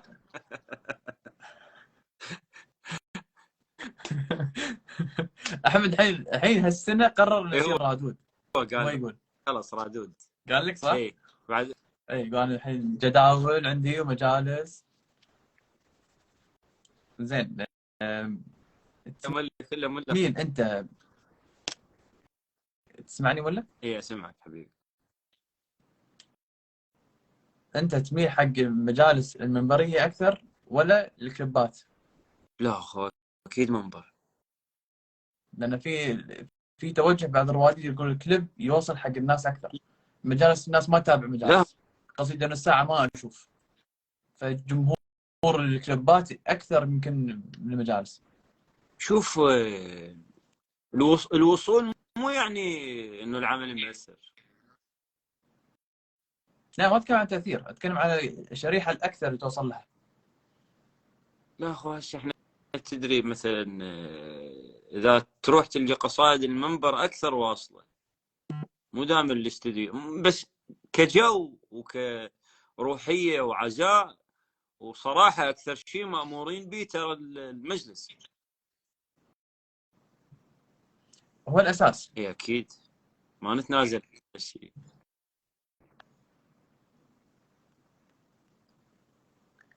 انا ترى قاعد اشوف الاسئله اللي تحت هم اللي قاعد يدزون بالقدس مال الاسئله. الامام يسوي مجلس، المعصوم يسوي مجلس، يسوي عزاء.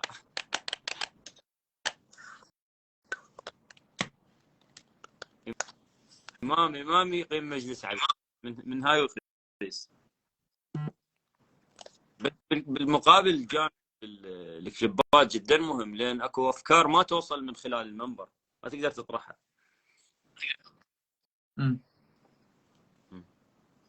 ويبقى ترى جمهور الكليبات غير عن المنبر. صح. حتى قد يكون يعني حتى ناس بعيده عن الجو بس تسمع الكليب. صحيح. وادعو نفسي يعني اخوتي الرواديد انه الاهتمام اكثر بهذا الجانب صراحه، مع المجالس. مع المراعاه.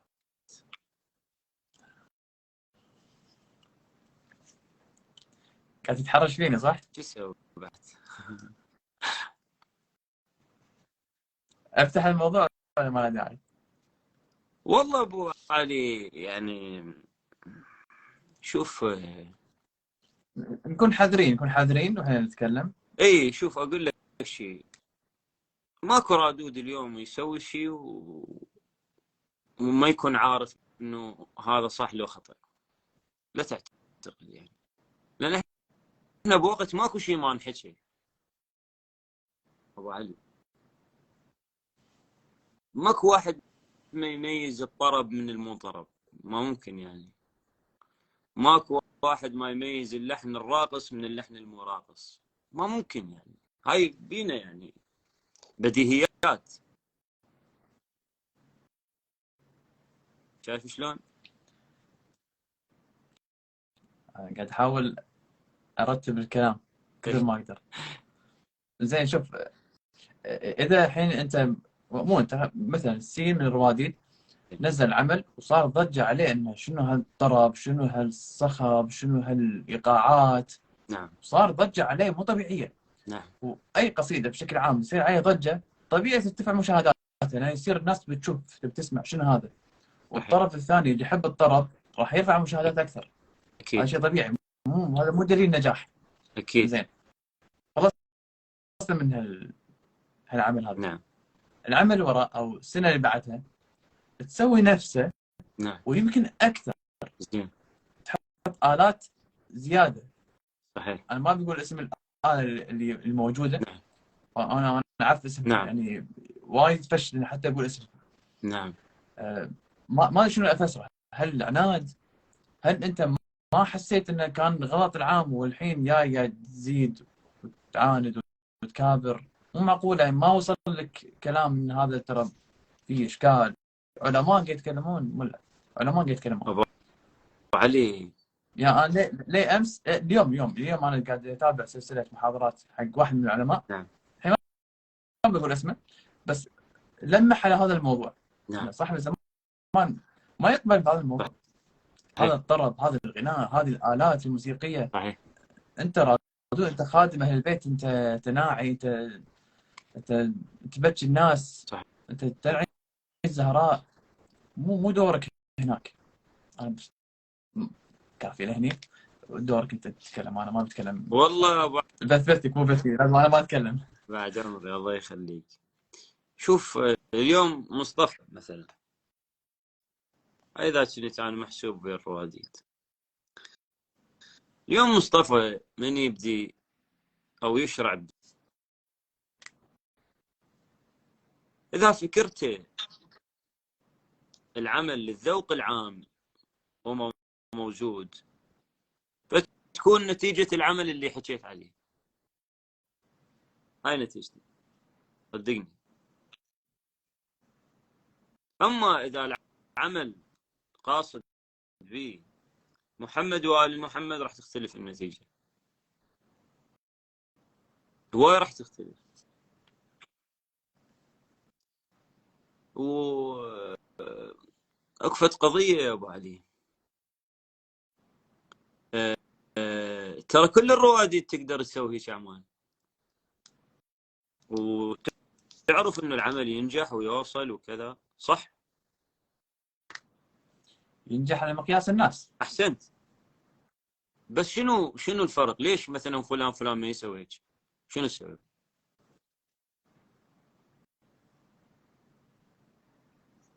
تقدر أنت تقول أنا ما أنا أسألك أنت بالوسط وكذا، شنو السبب إنه فلان ما يسوي هيك؟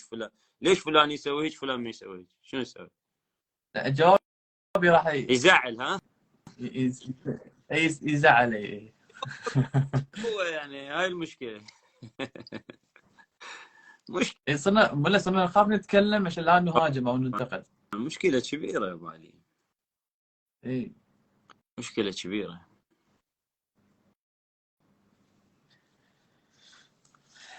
سكرها صفحه. سكر أحسن. إيه. ما نبي مشاكل زياده. إي زين، اخر نعم فقره. لا ان شاء الله مو اخر فقره، بس انا اخر فقره من نعم. التحضير. عندي كم كلمه، ابي بس مجرد تسمع هالكلمه هذه، شنو اول شيء ببالك على طول تقول لي إياه، ما تفكر. إن شاء الله يا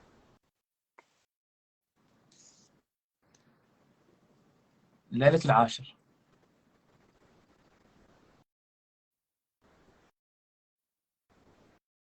يعني سقط الحسين من على جواده، يعني الثقل الأعظم. هي هاي الليلة ما تنوصف بكلمة يا أبو علي، يعني يكفي الإمام يقول أذل عزيزنا يعني الإمام هو الإمام اللي صاحب البلاغة ما قدر، يعني هو ما قدر العفو لا، بس ما وصفه بكلمة واحدة. يعني أهل البيت كلهم ما وصفوا هذا اليوم بكلمة واحدة، فممكن نقدر نوصف يوم العاشر بكلمة واحدة. ما تقدر اكيد. يعني ما أعرف شو أقول، بس أقول شنو المشهد اللي ببالك؟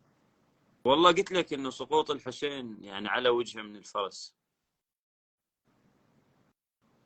تأذي. ما يعني. وتذكرت إنه الإمام يقول من كثرة السهام كالقنفذ يعني.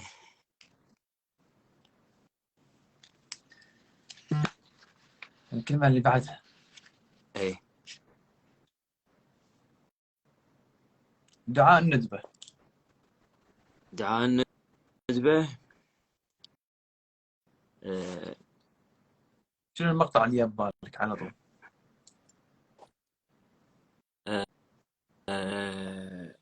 هل من جزوع أساعده جزعه إذا خلا؟ يعني القضية واصلة للجزع الإمام. يعني دعاء الندبة مثل أنت بمكان مغلق، وهذا النافذة الوحيدة اللي تقدر تستنشق منها هواء. يعني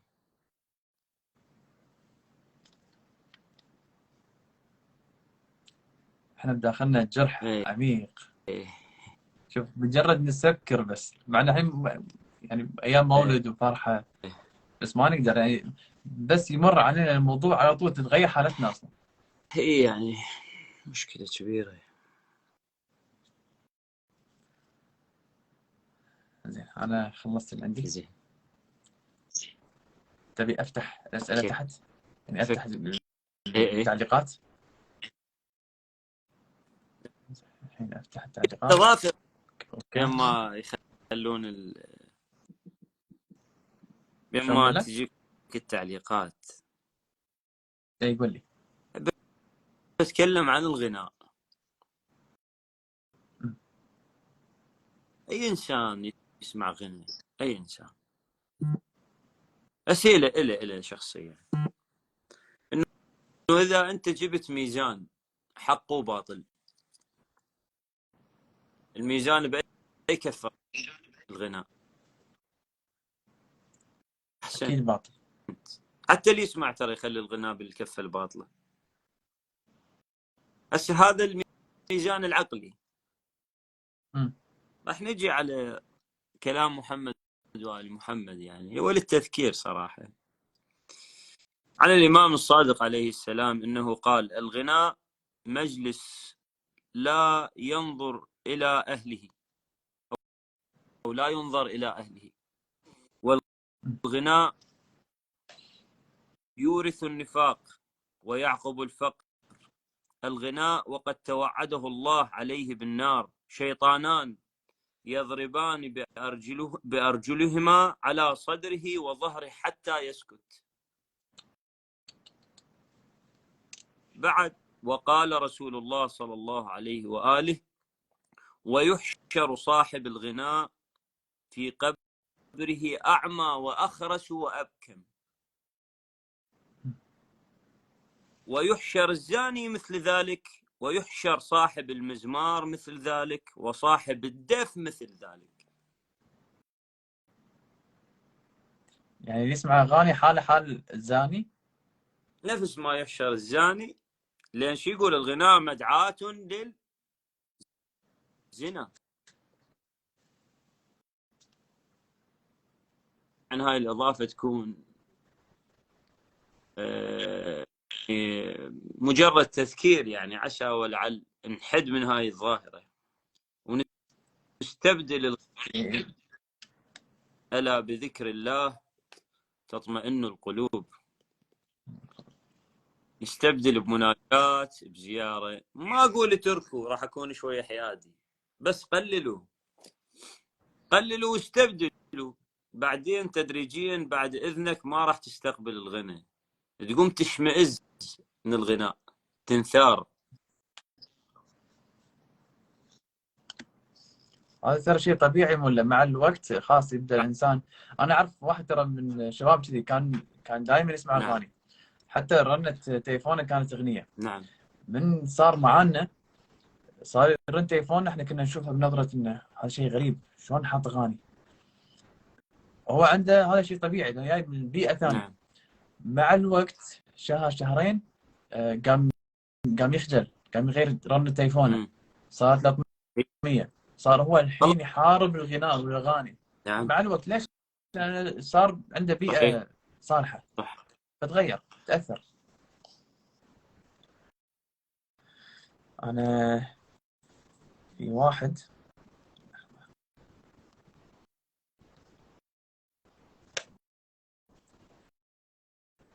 ان شاء الله يكون موجود. نعم. كان طالب مني نبي يصعد معانا بالبث. الله.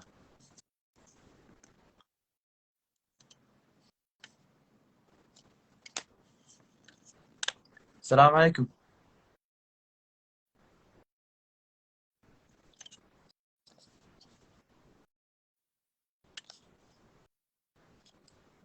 علق عنده يمكن.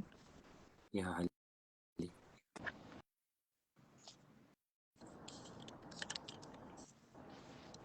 الظاهر كان ناظرنا. السلام عليكم ولا تسمعني؟ ما نسيتني والله. يعطيك العافية. لا ما شلونك؟ انساك. شلون؟ شلونك ناظر. ملا؟ شو اخبارك؟ حبيبي الله يحفظك بعد عمري، اسعد الله ايامك. اسعد الله ايامك. حبيبي انت الله يخليك. ملا عبد الجبار المؤمن من الاحساء، حبيبي اتشرف. من الخامات الشبابيه الجميله. عمري اهلا وسهلا بك بعد حبيبي، روحك. الله يوفقك. فاطمه تفضل. ودي اسمعك قصيدة يا ملا حيدر. ملا مصطفى. ان شاء الله حبيبي. يا علي.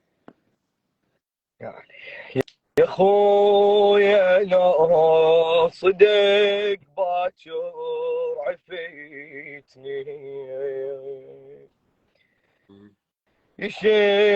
يشتموني ويضربوني علمتني،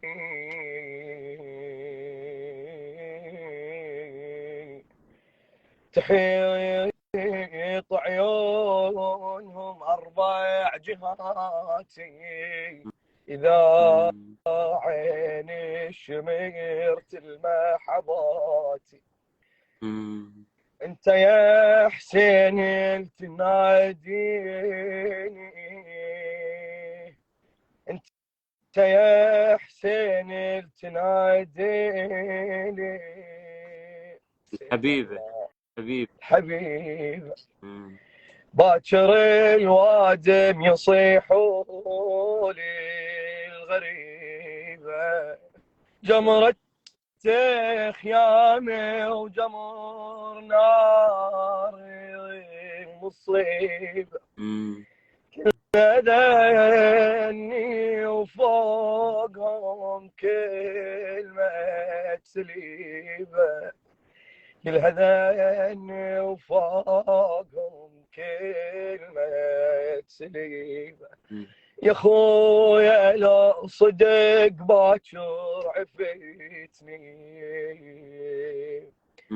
يشتموني ويضربوني علمتني،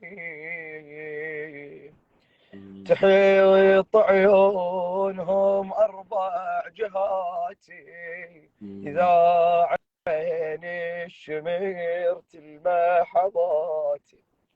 حسين طيب الله انفاسك حبيبي. حسين طيب الله انفاسك حبيبي. موفق ان شاء الله. الله يديم صوتك لخدمة. ما قصرت حبيبي. حبيبي نتعلم منك يا ملا. الله حبيبي انت خادمك. يعني ما ادري والله شو اقول لك يا ملا، بس حيل احبك واحب صوتك، ودائما التوب عندنا. الله يخليك، الله يوفقك بخدمتك حبيبي انت، بخدمتك عمري. ويعطيك العافيه يا ابو علي، ما قصرت حبيبي خادمك عليك. انت شلون طول عليك؟ صحتك تمام؟ ايش؟ صحتك تمام؟ الحمد لله، بس باقي لي كذا عمليه ان شاء الله وتضبط الامور. دعوات. ما تشوف شر ان شاء الله، ما تشوف شر، ما تشوف شر.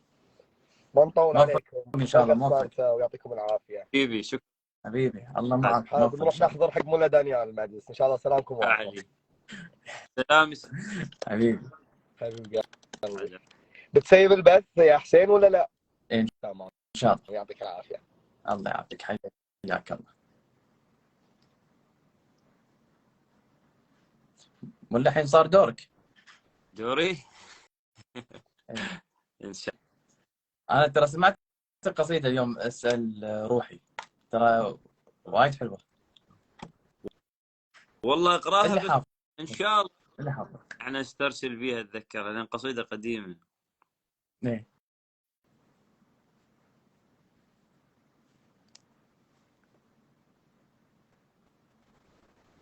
اسال روحي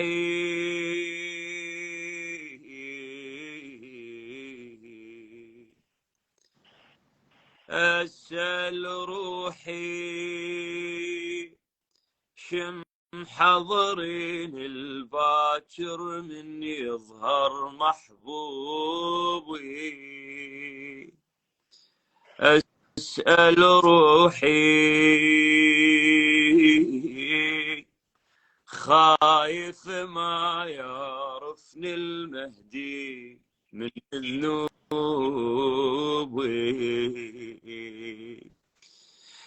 كاف ذنوب يا روحي يمتى نتوب يا روحي. بالشاشة لو نسمع خبر عاجل إمام الحب ظهر والكوفة جاي، ولو أنا جيت لحضرته ولو ردت أقبل يمنته وما يرضى مولاي ما يرضى مولاي. شلون لا نستاذنا وردنا نطوب ودخلوا على المهد كل واحد يحيب، خاف ما يعرفني من عظم الذنيب. ها يا روحي هم فكرت بذيك اللحظة شلون تعدي. ها يا روحي من هالساعة عوف ذنوبك لهد المهدي. من هالساعة عوف ذنوبك لجل المهدي. يمتى نتوب يا روحي كاف ذنوب يا روحي.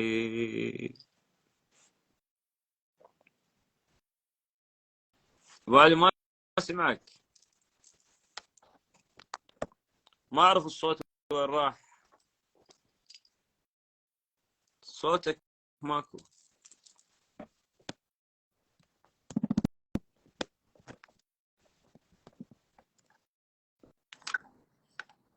اي هسه اسمعك تمام. اي قاعد يقول لك انه كملها مع دعاء الفرج عشان نختمها.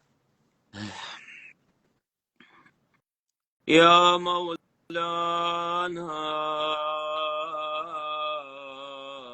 يا صاحب الزمان وأنت القائل في الزيارة الناحية مخاطبا جدك الحسين لئن أخرتني الدهور وأعاقني عن نصرك المقدور ولم أكن لمن حاربك محاربا ولا لمن نصب لك العداوة مناصبا. ايش راح تسوي مولاي يا لندبنك صباحا ومساء ولا أبكين عليك بدل الدموع دماء. حسرة عليك وتأسفا لما دهاك وتلوفا. اللي حد بكائك يا صاحب الزمان، قال حتى أموت بلوعة المصاب وغصتي الاكتئاب. بسم الله الرحمن الرحيم. اللهم كن لوليك الحجة ابن الحسن المهدي صلواتك عليه وعلى آبائه في هذه الساعة وفي كل ساعة وليا وحافظا وقائدا وناصرا ودليلا وعينا حتى تسكنه أرضك طوعا وتمتعه فيها طويلا برحمتك يا أرحم الراحمين. اللهم صل على محمد وآل محمد. أحسنت مولا، طيب الله أنفاسك حبيبي أبو علي، محمد، الله أنا دموعك. الله يخليك حبيبي أنت. إحنا راح نختمها. في عندك شيء بتقوله ولا نختم؟ راحتك. والله بالبداية خادم كان داري من كل اللي كان يشاهدنا من خلال هاي النافذة وهذا اللي أقدر أوصله صراحة. وسامحوني جدا الآن متعب، ويعني قبل لا يبدأ البث تقريبا بنصف ساعة وأكثر أنا وصلت، فجدا أرجو المعذرة. أخير شيء أقول إنه هذه ليلة النصف اللي مرت علينا ما تقل شأنا عن ليلة القدر صراحة. الله يحفظك. نحتاج إنه نراجع السنة السابقة اللي مرت بينا قبل هذه الليلة، ونشوف العادات السيئة اللي قدرنا نتخلص منها والعادات السيئة اللي بقت أيضا. فمن بعد هذه ليلة النصف اللي هي ليلة ولادة إمامنا عجل الله تعالى فرجه، نشوف شنو العادات السيئة ممكن نتخلص منها إلى ليلة النصف القادمة إن شاء الله، اللي الله يطيل بأعماركم ويرزقنا إحيائها وزيارة الحسين بهاي الليلة. فهذا يعتبر مثل التجديد صراحة مع الإمام، تجديد عهد، إنه أنا يا سيدي إكراما لولادتك ولهذا اليوم العظيم، إنه أنا تخليت عن فلان عادة سيئة، فلان معصية، كذا كذا، حتى نستفاد من هذه الأيام. لا فقط رحنا زرنا وفرحنا وكذا، ما رحت عادي ممكن نزور بأي يوم، يعني ما نستغني عن فضل الليلة، العفو. بس أقول شنو معنويا سببت لنا الليلة، شنو معنويا سببت لنا زيارة الحسين. حتى في الختام لذكر زيارة الحسين نذكر رواية للتبرك إن شاء الله وأسألكم الدعاء. يقول إنه إذا عرق زائر الحسين عرقه خلق الله منها 70,000 ملك يستغفرون له ولزوار الحسين إلى يوم القيامة. قطرة العرق، عرق هذا يعرق الزائر، يقول الله يخلق منها 70,000 ملك يستغفرون إلى زوار الحسين إلى يوم القيامة، إلى يوم يبعثون. فشوف هاي العظمة مو فقط مادية، لازم تكون معنوية، لازم تأثر على حياتنا صراحة. فأسأل من الله أن يمن علينا وعليكم بالتوفيق والهداية والرحمة إن شاء الله ببركة محمد وآله. حبيبي أبو علي منك، وأعتذر وايد أتعذر منك، وايد أتشكرك على قبول الدعوة، وكل سنة قاعد نزعجك ونزاحمك ونأذيك. حبيبي بالعكس بالعكس بالعكس بالعكس، بعد عمري الله يخليك. محتاج شيء ولا؟ حبيبي إن شاء الله أشوفك عن قريب إن شاء الله، يا رب يا رب. الله.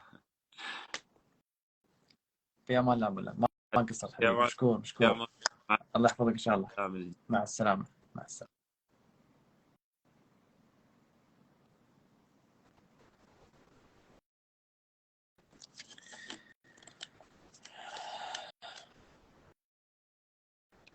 خلصنا هذا البث، يعطيكم العافيه جميعا. كل من تابع هذا البث من بدايته لين نهايته، تقريبا قريب ال 400 وشيء، كانوا وصل ل 500 متابع. وايد مشكورين على تفاعلكم. تحت في صندوق البث، صندوق عفوا الاسئله، ما وقفتوا اسئله، بس ما اقدر اسال ولا كل الاسئله اللي وصلتني. وايد مشكورين. قبل لا اسكر بس نصيحه وتوجيه على محاضرات الشيخ فاضل صفار، تلقونها باليوتيوب، وايد مفيده. سلسله هو يوميا قاعد ينزل، بعد ما يخلص الدرس ماله او المحاضره مالته تنزل في قناته باليوتيوب عن الارتباط بالامام صاحب الزمان، الارتباط الروحي، انواع الارتباط، شلون طريقه ارتباطنا. كلام وايد حلو وايد مفيد. ضروري تشوفون البث، عفوا الدروس الشيخ فاضل صفار. يعطيكم العافيه، ان شاء الله نشوفكم في بث قريب. ما ادري منه حاليا، بس في اسماء ببالي حاطط بجدول، قال لازم اكلمهم واشوف ان شاء الله شنو يصير، وانزل لكم الاعلان ان شاء الله. وهذا البث راح يحفظ. و كميل وينك حبيبي؟ ابو كميل، ابو كميل واصل اخر البث كنك. مشتاقين مشتاقين. الحين بالستوري راح احط لكم البث عقب ما انزله، انشر لكم اياه. وبعد راح انشر لكم هم رابط اليوتيوب مال قناه الشيخ فاضل صفار، وايد فيها معلومات لازم تسمعونها مره مرتين وتسجلون معاه عشان بس تلحقون مع المعلومات اللي قاعد يقولها. يعطيكم العافيه، مشكورين، في امان الله، مع السلامه.